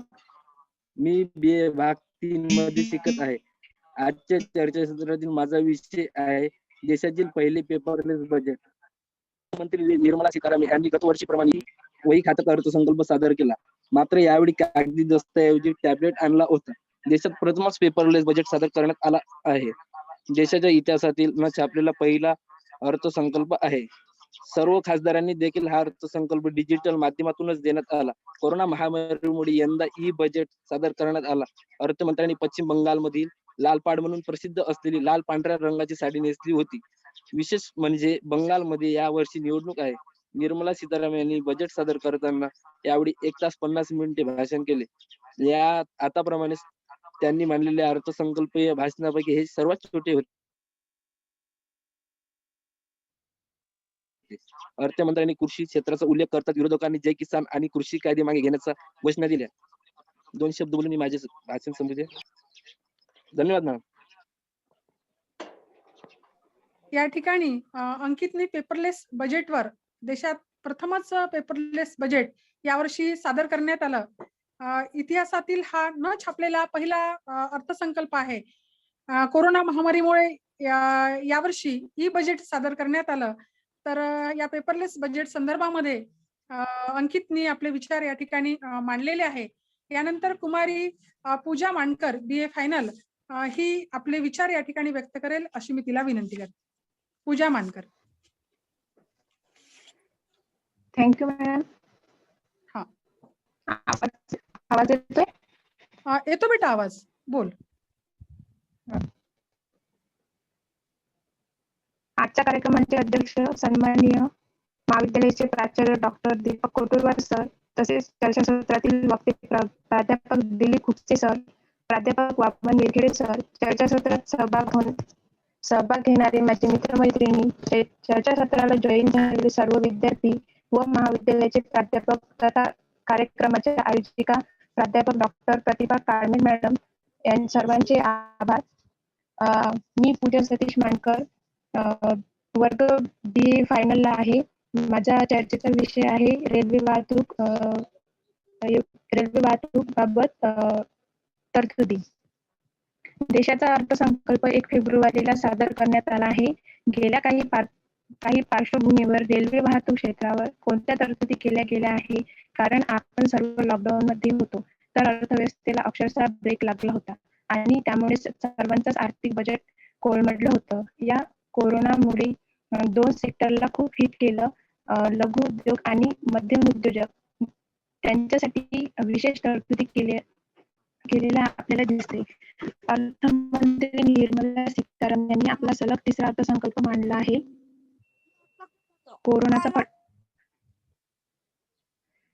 कोरोनाचा फटका बसलेल्या अर्थव्यवस्थेला सावरण्याचा प्रयत्न करत असताना लॉकडाऊनच्या काळामध्ये सरकारकडून गरिबांसाठी मोफत गॅस, राशन या सुविधा देण्यात आल्या होत्या.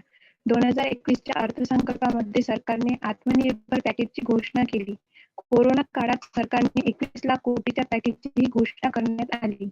आजच्या या आपल्या अर्थसंकल्प चर्चेमध्ये मी रेल्वे वाहतूक क्षेत्राबाबत करण्यात आलेल्या घोषणांबद्दल थोडक्यात बोलणार आहे.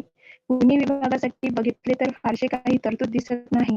पुणे विभागासाठी केंद्र विभागाने कोणतीही नवीन घोषणा केलेली दिसत नाही. ओव्हरऑल या भागासाठी 1100 कोटी रुपयांची तरतूद करण्यात आली आहे.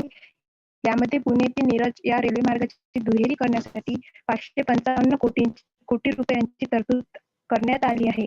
तसेच हडपसर रेल्वे स्थानकाचे सध्या सुरू असलेले काम वेगाने करण्यासाठी अजून निधी मंजूर करण्यात आला आहे. तसेच पुणे विभागात 16 उड्डाणपूल व 16 भुयारी मार्गासाठी 320 कोटी रुपयांची तरतूद करण्यात आलेली आहे. तर बाकीचे स्टेशन डेव्हलपमेंट किरकोळ कामासाठी उर्वरित निधी वापरण्यात येणार आहे. पण पुणे विभागासाठी देखील काही बरी तरतूद दिसत नाही आहे. अजून महत्त्वाचा विभाग उत्तर महाराष्ट्र बद्दल बोलूया. उत्तर महाराष्ट्रासाठी काही नवीन तरतुदी दिसत आहेत, ते आपण बघूया. यामध्ये मध्य रेल्वे म्हणजेच भुसावळ विभागाला 600 कोटी रुपये देण्यात येणार आहे. भुसावळ विभागासाठी काय काय घोषणा करण्यात आल्या आहेत, यामध्ये मनमाड ते दौंड या दुसऱ्या लाईनचा DPR म्हणजेच प्रोजेक्ट रिपोर्ट तयार आहे. तो मंजुरी मिळवण्याची वाट पाहत आहे. तर नाशिक पुणे रेल्वे मार्गाची सर्वेक्षणे पूर्ण झालेली आहे. DPR तयार असूनही अजून सध्याच पूर्ण मंजुरी देण्यास आलेली नाही. ही धक्कादायक गोष्ट रेल्वे मार्गाला उशीर होणार आहे. तसेच जळगाव ते मनमाड या तिसऱ्या लाईनसाठी 200 कोटींची तरतूद या सदर अर्थसंकल्पामध्ये करण्यात आली आहे. तसेच भुसावळ ते जळगावच्या चौथ्या लाईनसाठी 40 कोटी रुपये देण्यात येणार आहे. यामध्ये अजून पाचोरा, जामनेर, बोधड, मलकापूर या रेल्वे मार्गाचे सर्वेक्षण करण्यात येणार आहे. ज्यामध्ये पाचोरा ते जामनेर सिंगल लाईन आहे, पण तिला आता हायग्रोड करण्यात येणार आहे व हा रेल्वे मार्ग जामनेरवर वाढून बोधवड तसेच मलकापूर पर्यंत वाढवण्यात येईल. पाचोरा, जामनेर, बोधवड असा मार्ग होता, पण यात मलकापूर नवीन तालुका ऍड झालेला आहे, ज्यामध्ये विदर्भ उत्तर महाराष्ट्राची कनेक्टिव्हिटी नक्कीच वाढेल. या सर्व व्यतिरिक्त नाशिक विभागासाठी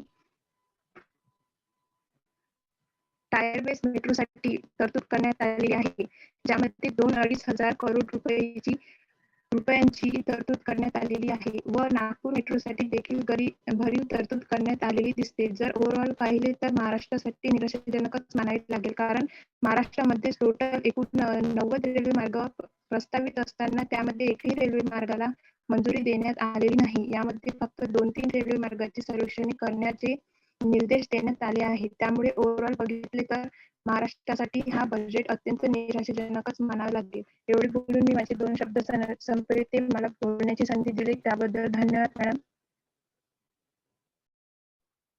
धन्यवाद पूजा. रेल्वे संदर्भामध्ये अर्थसंकल्पामध्ये काय तरतुदी आहे या संदर्भात तू या ठिकाणी विचार व्यक्त केलेस. रेल्वेसाठी यावर्षी आपण बघितलं की विक्रमी 1.10 लाख कोटी रुपये बजेटमध्ये केलेले आहेत मंजुरात. आणि या बजेटमध्ये नव्या रेल्वेची घोषणा नाही, केवळ मेट्रोच्या विस्तारीकरणावर त्यामध्ये नाशिक आणि नागपूर मेट्रोला भरघोस निधी जो आहे तो या अर्थसंकल्पामध्ये दिलेला आपल्याला दिसून येतो. तर यानंतर जे 2 विद्यार्थी आपले राहिलेले आहेत तर ते जॉईन झाले असेल तर आपण त्यांचा या ठिकाणी विचार करू. तत्पूर्वी या चर्चासत्रामध्ये प्राध्यापक डॉक्टर सुधीर त्रिकांडे सर आपल्या महाविद्यालयाचे IPSC कोऑर्डिनेटर या चर्चासत्रामध्ये जॉईन झालेले आहे. मी अर्थशास्त्र विभागातर्फे त्यांचे मनपूर्वक स्वागत करते. तसेच विज्ञान विभागाचे डॉक्टर रितेश जोशी सर सुद्धा या चर्चासत्रामध्ये सहभागी झाले आहे. त्यांचे सुद्धा मी मनपूर्वक स्वागत करते. आणि या ठिकाणी धीरज पंचबुद्धे नावाचा विद्यार्थी जर जॉईन झाला असेल तर तो या ठिकाणी विचार व्यक्त करेल अशी मी त्याला विनंती करते. धीरज पंचबुद्धे. नाही मॅम, तो जॉईन नाही झालाय हिचा प्रॉब्लेम कुमारी साक्षी गोविंदवार बीकॉम फर्स्ट इयरची विद्यार्थिनी, तिचा नेटवर्क प्रॉब्लेम आहे की काय आहे, तर ती जर जॉईन झाली नसेल तर आपण या ठिकाणी विद्यार्थी संपलेले आहे असं गृहीत धरू. आणि यानंतर आजच्या या चर्चासत्राचे प्रमुख वक्ते प्राध्यापक डॉक्टर दिलीप खुपशे सर, वाणिज्य विभाग, हे आपले विचार या ठिकाणी व्यक्त करतील अशी मी त्यांना विनंती करते. प्राध्यापक डॉक्टर दिलीप खुपशे सर. हॅलो मॅडम, येते का आवाज येतो? हो सर, हो आवाज येतो आहे. हो आवाज येतो सर. Good afternoon.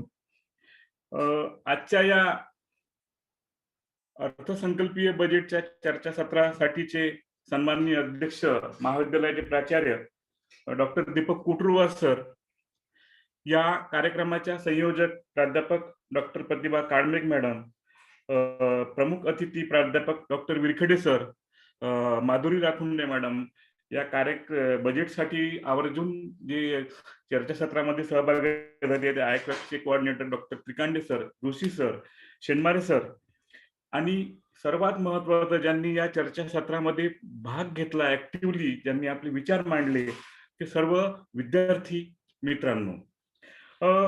सर्वप्रथम या विभागाचे मी अभिनंदन करतो, अर्थशास्त्र विभागाचे, त्यांनी हा कार्यक्रम आयोजित केला आणि मला संधी दिली.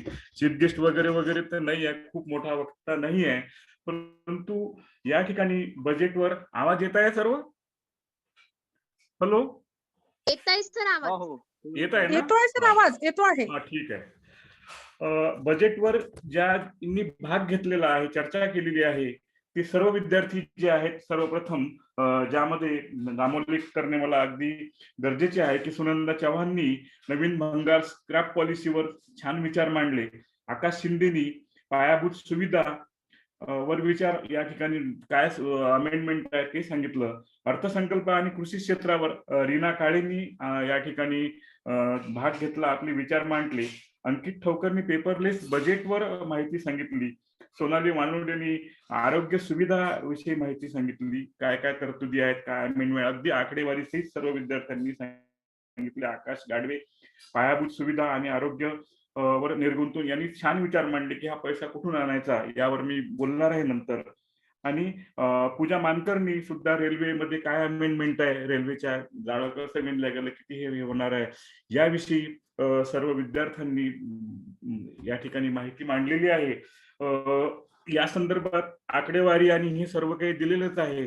मला वाटतं की काही विषय जे या ठिकाणी मांडणी झालेली नाही, 2-4 विषय आहे की महिला सक्षमीकरणासाठी आहे, त्यानंतर आरोग्य तर मांडलेलं गेलेलं आहे, त्यानंतर सांस्कृतिक आहे, आणि हा पैसा उभा कसा करायचा या संदर्भात मी सर्व या ठिकाणी माझं मत मांडणार आहे. तर सर्वप्रथम हे बजेट जे आहे, हे बजेट भांडवली तरतुदीचा अर्थसंकल्प म्हणून आपल्याला या बजेटला नाव देता येईल. की आपल्याला माहितीच आहे की गेल्या 1 वर्षापासून संपूर्ण अर्थव्यवस्था आपली कोलमडलेली आहे. भारतीय अर्थव्यवस्थेला जे महत्वाचे जे सोर्स आपल्याला देणारं होतं, उद्योग क्षेत्र, सेवा क्षेत्र, या दोनही क्षेत्रामध्ये स्थिरता आली, शिथिलता आली, आणि कृषी क्षेत्राने आपली अर्थव्यवस्था तारलेली आहे. आणि यामध्ये जे सरकारचा जो हे थीम होती, त्यामध्ये भारताला विकसित करण्यासाठी, आणि त्या थीमच्या याच्यानुसार अर्थमंत्र्यांनी आणि पंतप्रधानांनी संपूर्ण सरकारनी या देशाला चालना देण्यासाठी, देशाच्या अर्थव्यवस्थेचा विकास होण्यासाठी सतत प्रयत्न केलेले आहे आत्मनिर्भर भारत योजनेअंतर्गत. मात्र याचे जे मुख्य 3 या बजेटचे मुख्य हायलाइट्स जे आहेत, हे 3, एक आहे की चालना देण्यासाठीचा प्रयत्न या बजेटमध्ये सरकारने केलेला आहे. दुसरे आहे की आर्थिक तरतुदी वाढल्या, या बजेटमध्ये आर्थिक तरतुदी पहिल्यांदाच वाढलेल्या आहे. आणि वित्तीय तूट जी आहे मॅडम, ही वित्तीय तूट पण या ठिकाणी वाढणार आहे, कारण या भांडवली खर्चाचा जो बजेट असल्यामुळे हा पैसाची उभारणी करणे, पायाभूत सुविधांसाठी आपण खूप मोठी तरतूद केलेली आहे. आणि ह्या तरतुदीसाठी पैसा कसा उभारायचा, हा पैसा निर्गुंतवणुकीच्या माध्यमातून आपल्याला काही कंपन्या विकून उभा करायचा आहे. तर या संदर्भात काही गोष्टी ज्या राहिलेल्या आहे की त्यामध्ये वायू प्रदूषण रोखण्यासाठी 2,217 कोटीची तरतूद करण्यात आलेली आहे. महिलांसाठी बेटी बचाव बेटी पढाओ ही योजना आधीचीच आहे, परंतु त्या व्यतिरिक्त यामध्ये जे अंगणवाडी सेविका आहे त्या अंगणवाडी सेविकांना स्मार्टफोन देणार आहेत. त्यांचं कनेक्शन राहावं आणि त्या जोडून राहाव्या याच्यासाठी स्मार्टफोन या अंगणवाडी सेविकांना देऊन या 10 कोटी घरामधील पोषण अभियानाची माहिती जाणार आहे की 10 कोटी घरांना जे पोषण आहार दिला जातो या स्मार्टफोनच्या माध्यमातून ते माहिती संपूर्ण केंद्रापर्यंत पोहोचविणार या ठिकाणी आहे. माहिती तंत्रज्ञानाचा सुद्धा यामध्ये उल्लेख केला गेलेला नाही की इन्फॉर्मेशन टेक्नॉलॉजी मध्ये ज्या ग्रामपंचायती आहेत त्या ग्रामपंचायत स्तरावर डिजिटल कनेक्टिंग तयार होण्यासाठी डेटा सेंटरचा उपयोग होईल. नॉलेज ट्रान्सलेशन क्लस्टर तयार केले जाणार आहे आणि 1 लाख ग्रामपंचायतींना इंटरनेट जोडणी करणार आहे. खरं म्हणजे या ठिकाणी याची संपूर्ण 2,50,000 ग्रामपंचायती आहेत. 6,59,000 खेड्यांचा आपला देश बनलेला आहे आणि यामध्ये ही सुरुवातीला पाहूया की या ग्रामपंचायती सतत जोडल्या जाणार आहे. ऊर्जा अपारंपरिक ऊर्जासाठी सुद्धा तरतूद केल्या गेलेली आहे. हवामान विषयक बदलासाठी सुद्धा यामध्ये तरतूद केल्या गेलेली आहे. जो टॅक्स पेयर आहे कर याच्यासाठी जे आहे करदात्यांसाठीचा जो स्लॅब आहे त्यामध्ये खूप बदल केला, जसंच्या तसंच ठेवलं. मात्र यामध्ये टॅक्स पेयर साठी क्लस्टर बनविण्यात येणार आहे आणि 75 वर्षानंतरचे जे करदाते आहेत यांना त्यामधून सवलत दिलेली आहे की त्यांना तो फॉर्म भरायचा नाही आहे. मात्र यामध्ये काय केलेलं आहे की त्यांचं जे इतर उत्पन्न आहे मग ते गृहसंपत्तीपासून उत्पन्न असेल, त्यांचं व्यापार आणि पेशापासून उत्पन्न असेल, आकस्मिक आय जर असेल तर हे उत्पन्न त्यांचं त्यामध्ये पकडण्यात येत असल्यामुळे त्यांना परत त्या भानगडी निर्माण होणार आहेत. सामाजिक कल्याणासाठी सुद्धा मागासवर्गासाठी 85,000 कोटीची तरतूद या ठिकाणी करण्यात आलेली आहे. पायाभूत सुविधा विषयी मला बोलायचं आहे आणि शिक्षणाविषयी सुद्धा कोणी या ठिकाणी सांगितले नाही की शिक्षणामध्ये नवीन शैक्षणिक धोरणात यामध्ये स्थापना होऊन नवीन शैक्षणिक धोरण येणार आहे. वैद्यकीय क्षेत्रामध्ये मेडिकल आपण आरोग्य कोविडच्या याच्यामध्ये आपल्या लक्षात आलं की आरोग्य सुविधा ह्या कमी पडत होत्या, डॉक्टर्स कमी पडत होते, म्हणून या डॉक्टरची संख्या कमतरता आहे भरून काढण्यासाठी प्रयत्न या ठिकाणी करण्यात येणार आहे. शिक्षणासाठी 99,300 कोटीची तरतूद या ठिकाणी केलेली आहे. त्यानंतर आयुष्यमान भारत साठी सुद्धा तरतूद केलेली आहे.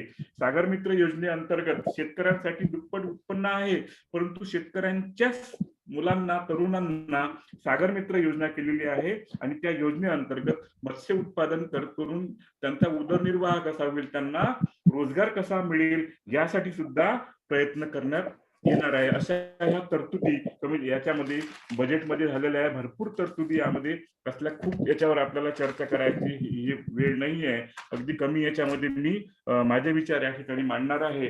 तर मी सांगितलं आहे की हे बजेट जे आहे हे बजेट या ठिकाणी भांडवली तरतुदीचा अर्थसंकल्प आहे आणि यासाठी जो पैसा उभा करायचा आहे त्या भांडवली तरतुदीसाठी परत कृषी क्षेत्रात एक मला सांगायचं राहिलं आणि त्यानंतर मी सांगतो की कृषी क्षेत्रामध्ये काय झालं की अधिभार लावण्यात आलेला आहे. मग पेट्रोल, डिझेल आणि इतर जे अधिभार लावण्यात आलेले आहे त्यामध्ये हे आहे मद्य म्हणजे लिकर आणि सफरचंद, कोळसा, खते या याच्यावर हा अधिभार लावलेला आहे आणि त्या बदल्यात जर काय कमी केलेलं आहे या बजेटमध्ये तर यामधून या अधिभारामधून आयात कर आणि सीमा शुल्क कमी केलेलं आहे.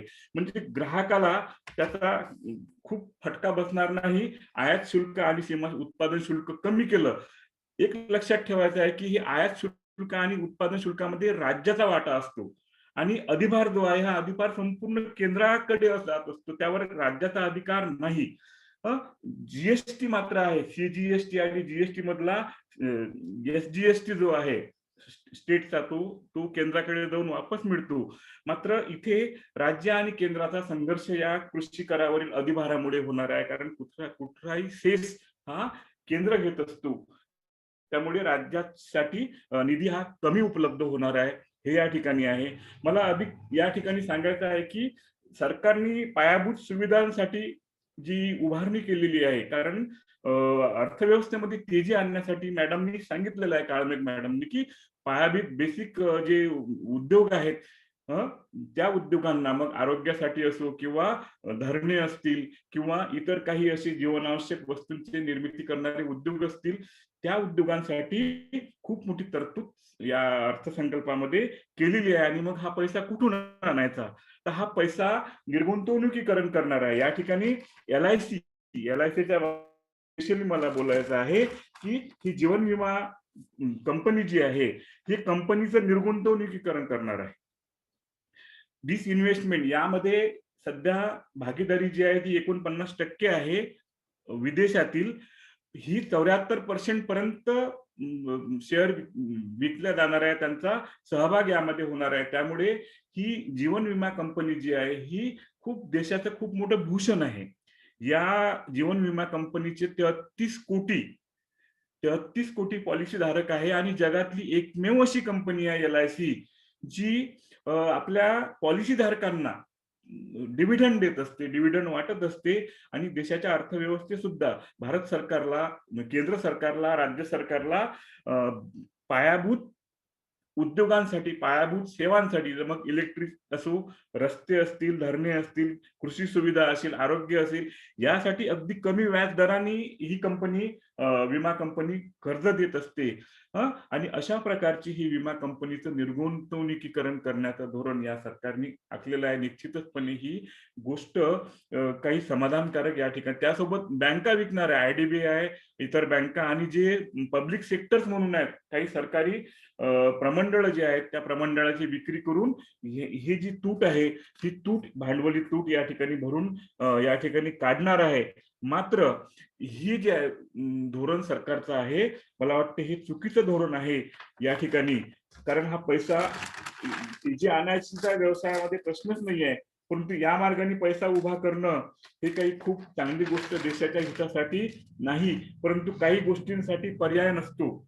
जिथं अर्थव्यवस्था कोलमडलेली आहे त्या अर्थव्यवस्थेमध्ये तेजी आणण्यासाठी आपल्याला ते विदेशी कंपन्यांना त्यामध्ये आपली निर्गुंतवणुकीकरण आहे का, निर्गुंतवणुकीकरण करण्यापेक्षा खाजगीकरण म्हटलं तरी चालते. हे धोरण आपल्याला अवलंबायला लागणार आहे. त्यानंतर या ठिकाणी आर्थिक कॅरिडॉर उघडण्यात आलेलं आहे. जे 4 राज्य आहे, तामिळनाडू, केरळ, पश्चिम बंगाल आणि आसाम, या ठिकाणी आर्थिक कॉरिडॉर उघडून उद्योगाला तेजी चालना देण्यासाठी, कारण रोजगार निर्मिती होते यापासून आणि मग उत्पन्न सुद्धा देशाचं वाढते. आणि त्यामुळेच अर्थसंकल्प जाहीर झाल्यानंतर लागलीच दुसऱ्या दिवशी निर्देशांकाने इंडेक्स जो आहे तो वाढला होता.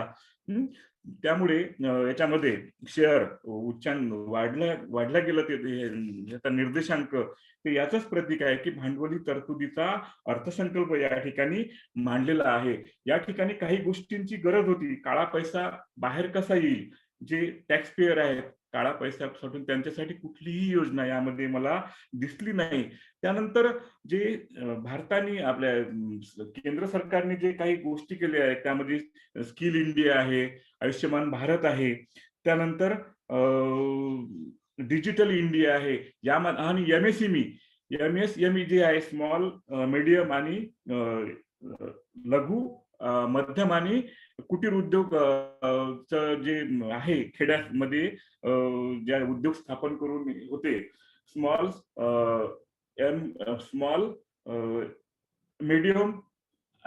अँड मीडियम एंटरप्राइजेस जे आहेत याच्या माध्यमातून खेड्याचा विकास होत असतो. याचा जो व्यय आहे हा डबल सरकारने केलेला आहे. अत्यंत चांगली गोष्ट आहे. मात्र या विदेशीकरण आहे किंवा जागतिकीकरणाच्या धोरणामध्ये आपणही टेकून राहिलं पाहिजे. यासाठी जे इन्क्युबेशन सेंटर्स ज्याला आपण म्हणू, अशा प्रकारचे कुठलेही सेंटर ज्यामध्ये मग टॅलेंट आहे, नॉलेज बँक आहे किंवा ट्रेनर कसे होतील, वेगवेगळे ट्रेनिंग आयोजित करून इथली मॅनपॉवर, इथले लोक कसे स्किल डेव्हलप होतील, या संदर्भात कुठलीही तरतूद या अर्थसंकल्पामध्ये केलेली दिसलेली नाही. मात्र एवढं मात्र खरं आहे की हे पैसे LIC सारख्या चांगल्या कंपनीच्या याच्यामधून गोळा करून तिकडे नेणार आहेत. मात्र विदेशी धोरण आपल्याला अवलंबावंच लागते, कारण एवढी that government is best government with गव्हर्नलिस्ट. ते गव्हर्नमेंट चांगलं आहे की जे कमीत कमी हस्तक्षेप करते आपल्या याच्यामध्ये, आणि तोच फॉर्म्युला आपण अवलंबिलेला आहे. एकीकाळी आपण निर्गुंतवणुकीला विरोध करायचो, परंतु तीच परिस्थिती आपल्याला आली आहे. ही काळाची गरज आहे. अर्थव्यवस्थेमधून जर बाहेर पडायचं असेल तर ह्या गोष्टी आपल्याला कराव्याच लागणार आहे.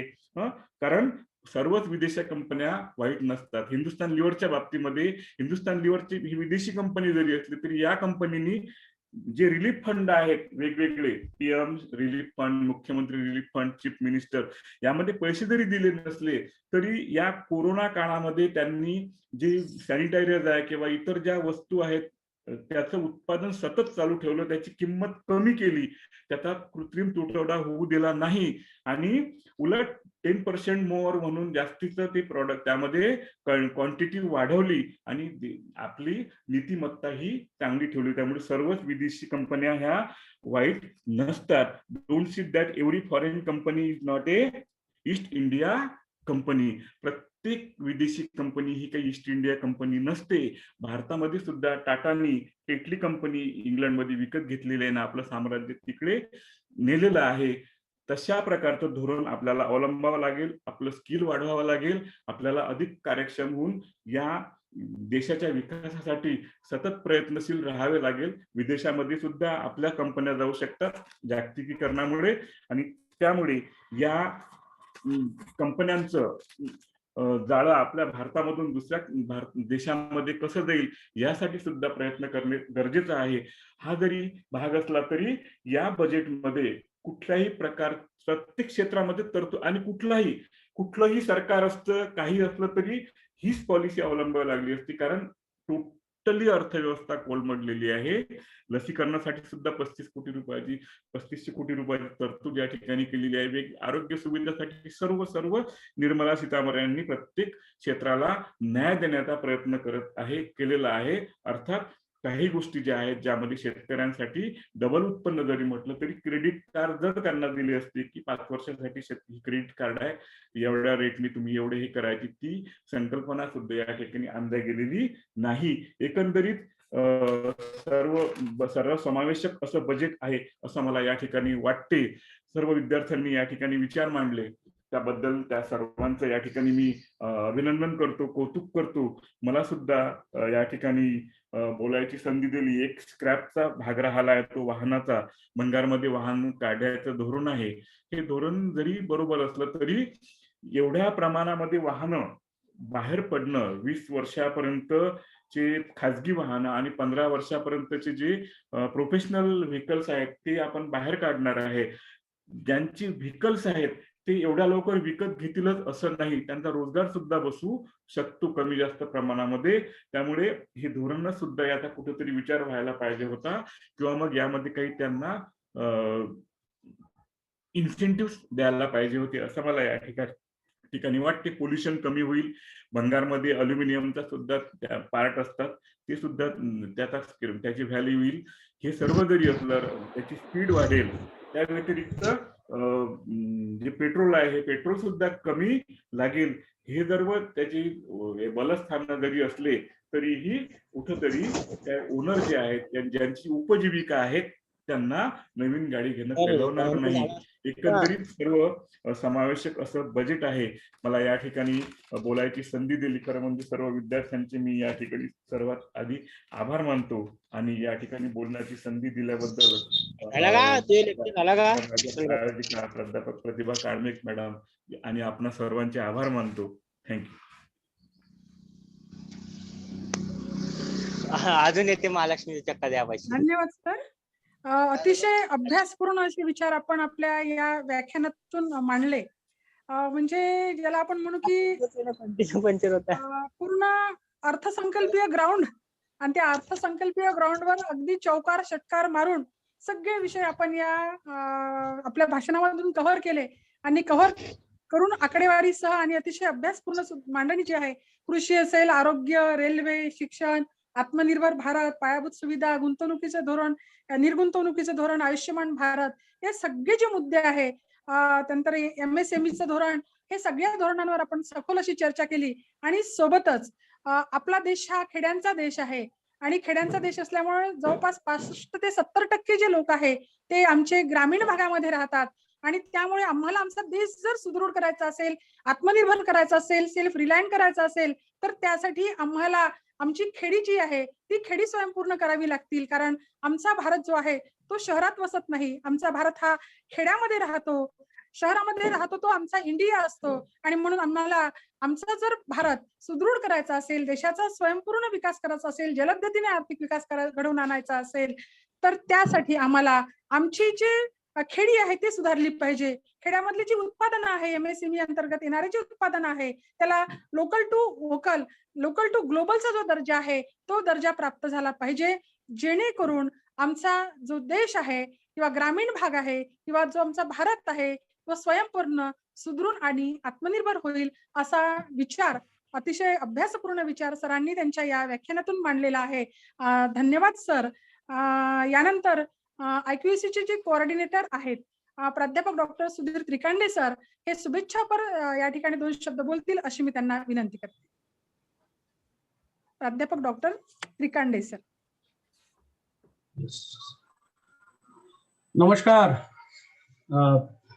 सर्वप्रथम या ठिकाणी मी IQAC कोऑर्डिनेटर म्हणून आपण जे मला या ठिकाणी इन्व्हाइट केलं त्याबद्दल धन्यवाद देतो आणि अर्थशास्त्र विभागाचं सर्वप्रथम अभिनंदन करतो. अतिशय उत्कृष्ट असा उपक्रम आज आयोजित करण्यात आला. यामध्ये अनेक विद्यार्थी सहभागी झाले आणि खूप चांगलं अभ्यासपूर्ण असं त्यांनी या ठिकाणी एक त्यांचं मत मांडलं अर्थसंकल्पावर. एवढंच नाही तर आजच्या या कार्यक्रमात उपस्थित असलेले सर्व सहभागी पार्टिसिपंट्स, या कार्यक्रमाच्या आयोजिका माननीय doctor Kalbek madam, doctor Dilip Khupse sir, त्यानंतर या कार्यक्रमाचे अध्यक्ष डॉक्टर दीपक कोटुरवार सर आणि या कार्यक्रमाला उपस्थित असलेले अर्थशास्त्र विभागाचेच डॉक्टर वामन बिरखडे, डॉक्टर शेनमारे सर आणि सर्व सहभागी विद्यार्थीगण. अतिशय चांगला असा उपक्रम मांडला घेण्यात आला आणि सगळ्यांनी छान या ठिकाणी मत व्यक्त केलं. तर या दरम्यान खुपसे सरांनी खरोखर एक विस्तृत असं माहिती या दरम्यान दिली आणि मुलांमधूनही जे काही मतं त्यांचे आले त्याच्यातून बरीच माहिती अर्थसंकल्पाबद्दल मिळाली. आज प्लेनली मॅडमनी इन्व्हाइट केल्यामुळे ऍट दी 11th आवर मी या ठिकाणी उपस्थित झालो आणि खरोखर अर्थसंकल्पावर कुठलाही एक अभ्यास न करता या ठिकाणी आलो. पण आपणच मांडलेल्या काही मुद्द्यांमधून थोडंसं जे 2 मिनिटाचं जे ऑब्झर्वेशन लक्षात आलेलं आहे, तर हेल्थ अँड वेलबिंग जे आहे यावरती सगळ्यात प्राईम कन्सर्न आपला सगळ्यांचा ह्युमन ग्राउंडवर जो राहिलेला आहे त्याच्यासाठी 2,23,846 करोडची जी तरतूद आहे ती या निमित्ताने लक्षात आली, जी मला या कार्यक्रम अटेंड करण्याच्या आधी माहिती नव्हती. त्यानंतर एज्युकेशन सेक्टरमध्ये सुद्धा अतिशय चांगल्या भरघोस अशा तरतुदी झाल्या, ही एक ज्ञानात या कार्यक्रमाच्या निमित्ताने माझ्या भर पडली. आणि हायर एज्युकेशन साठी सुद्धा वेगळी तरतूद, रिसर्च अँड इनोव्हेशन साठी सुद्धा जवळपास कशा तरतुदी केल्या आहे याचेही बारकावे या निमित्ताने लक्षात आले. सर्वांचं या निमित्ताने मी अभिनंदन करतो. विशेषतः इकॉनॉमिक्स डिपार्टमेंटचं परत एकदा अभिनंदन करतो आणि सर्वांना शुभेच्छा देतो आणि या ठिकाणी एक बोलण्याची संधी दिली याबद्दल धन्यवाद व्यक्त करतो. धन्यवाद. थँक्यू. Thank you sir. वेळेवर का होईना आपण आमच्या विनंतीला मान देऊन आपण आमच्या चर्चासत्रामध्ये सहभागी झालात आणि आमच्या विद्यार्थ्यांना शुभेच्छा दिल्या आणि विचार व्यक्त केले त्याबद्दल तुमचे मी मनापासून आभार मानते. आणि कार्यक्रमाचा या चर्चासत्राचा शेवटचा टप्पा म्हणजे आभार प्रदर्शनाकडे मी वळते. आजच्या या चर्चासत्राचे अध्यक्ष महाविद्यालयाचे प्राचार्य सन्माननीय डॉक्टर दीपक कोटुरवार सर चर्चासत्रामध्ये आले. त्यांनी विद्यार्थ्यांना मार्गदर्शन केलं त्याबद्दल त्यांचे मी मनापासून आभार मानते. आजच्या या चर्चासत्राचे 2 वक्ते, त्यामध्ये प्राध्यापक डॉक्टर दिलीप खुपसे सर वाणिज्य विभाग आणि प्राध्यापक डॉक्टर वामन बिरखेडे सर वाणिज्य विभाग यांनी अतिशय अभ्यासपूर्ण असे विचार विद्यार्थ्यांसमोर मांडले त्याबद्दल मी त्यांचे मनपूर्वक आभार व्यक्त करते. सोबतच या चर्चासत्रामध्ये प्राध्यापक doctor Sudhir Trikande sir IQAC coordinator, तसेच प्राध्यापक डॉक्टर संजय शेनमारे सर, प्राध्यापिका doctor Rakhonde madam, Madhuri Rakhonde madam या सुद्धा सहभागी झाल्या. त्यांचे सुद्धा मी मनापासून आभार मानते. आणि खरं सांगायचं म्हणजे ऑनलाईन हे चर्चासत्र आहे आणि विद्यार्थी सहभाग नोंदवतील की नाही कुठेतरी असे मला वाटत होतं, परंतु 9 विद्यार्थ्यांनी अतिशय चांगले विचार म्हणजे त्यामध्ये कुमारी सुनंदा चव्हाण, आकाश शिंदे, रीना काळे, त्यानंतर अंकित ठवकर, सोनाली वानोडे, धीरज पंचबुद्धे, आकाश गाडवे आणि पूजा मानकर या सर्व कला आणि वाणिज्य शाखेच्या विद्यार्थ्यांनी अतिशय चांगले विचार या ठिकाणी अर्थसंकल्पावर मांडले. त्याबद्दल त्यांचे सुद्धा मी मनापासून कौतुक करते आणि असाच प्रयत्न आपण पुढे सुद्धा करावा अशी त्यांना शुभेच्छा देते. सोबतच या चर्चासत्रामध्ये जवळपास मला वाटते 56 ते 60 पार्टिसिपंट या चर्चासत्रामध्ये सहभागी झाले होते. त्या सर्व पार्टिसिपंटचं सुद्धा मी मनापासून या ठिकाणी आभार व्यक्त करते आणि आपण सर्वजण या चर्चासत्रामध्ये आले, चर्चासत्राला अतिशय चांगला प्रतिसाद दिला त्याबद्दल पुनश्च सर्वांचं एकदा मनापासून आभार व्यक्त करते आणि या ठिकाणी अध्यक्षांच्या परवानगीने हे चर्चासत्र संपलं. अनावधानाने कुणाचे आभार व्यक्त करायचे राहून गेले असेल तर प्रत्यक्ष अप्रत्यक्षरित्या कोणी राहून गेलं असेल तर त्यांचे सुद्धा मनपूर्वक पुन्हा एकदा आभार व्यक्त करते आणि या ठिकाणी हे चर्चासत्र जवळपास आपलं 4ला राईट सुरू झालं होतं आणि आता जवळपास 5:35 होते आहे. म्हणजे जवळपास आपलं 1 तास 40 मिनिटाच्या जवळपास म्हणजे अंदाजपत्रकाचं भाषण जसं चाललं होतं 1 तास 50 मिनिट तसंच जवळपास आपला हा कार्यक्रम जो आहे अर्थसंकल्पीयचा चर्चासत्राचा तो सुद्धा चालला. तर सर्व विद्यार्थ्यांचं आणि सर्व प्राध्यापकांचं व्याख्यात्यांचं मी या ठिकाणी मनपूर्वक आभार व्यक्त करून हे चर्चासत्र या ठिकाणी संपलं असं अध्यक्षांच्या वतीने जाहीर करते. ठीक आहे सर, खुपशे सर मनापासून आभार. थँक्यू. मनापासून आभार सर. शेनमारे सर, त्रिकांडे सर तुमचं. हो म्हणजे जवळपास चांगलं चाललंय म्हणजे 1 तास 40 मिनिट वगैरे चाललं चांगलं मांडलं आणि मांडणी छान केली सर्वांनी. माधुरी राखोंडे मॅडम नाही बोलले. नाही राखोंडे मॅडमला आपण रिझर्व ठेवला आहे सर. म्हणजे आता याच्यानंतर बोलली का याच्यानंतरचं जे सेमिनार आहे ते पूर्ण व्याख्यान हे माधुरीचं राहणार आहे म्हणून तिला म्हटलं फक्त जस्ट आज जॉईन होते आणि तू आज बघून घे आणि मग पुढचा पूर्ण विषय तिला आपण देणार आहोत म्हणून तिला राखीव ठेवलेला आहे. ठीक आहे, बाय मग. Bye bye bye bye bye. छान झालं. एंड करू आई? एंड करू ना? हो लिहू कर बेटा.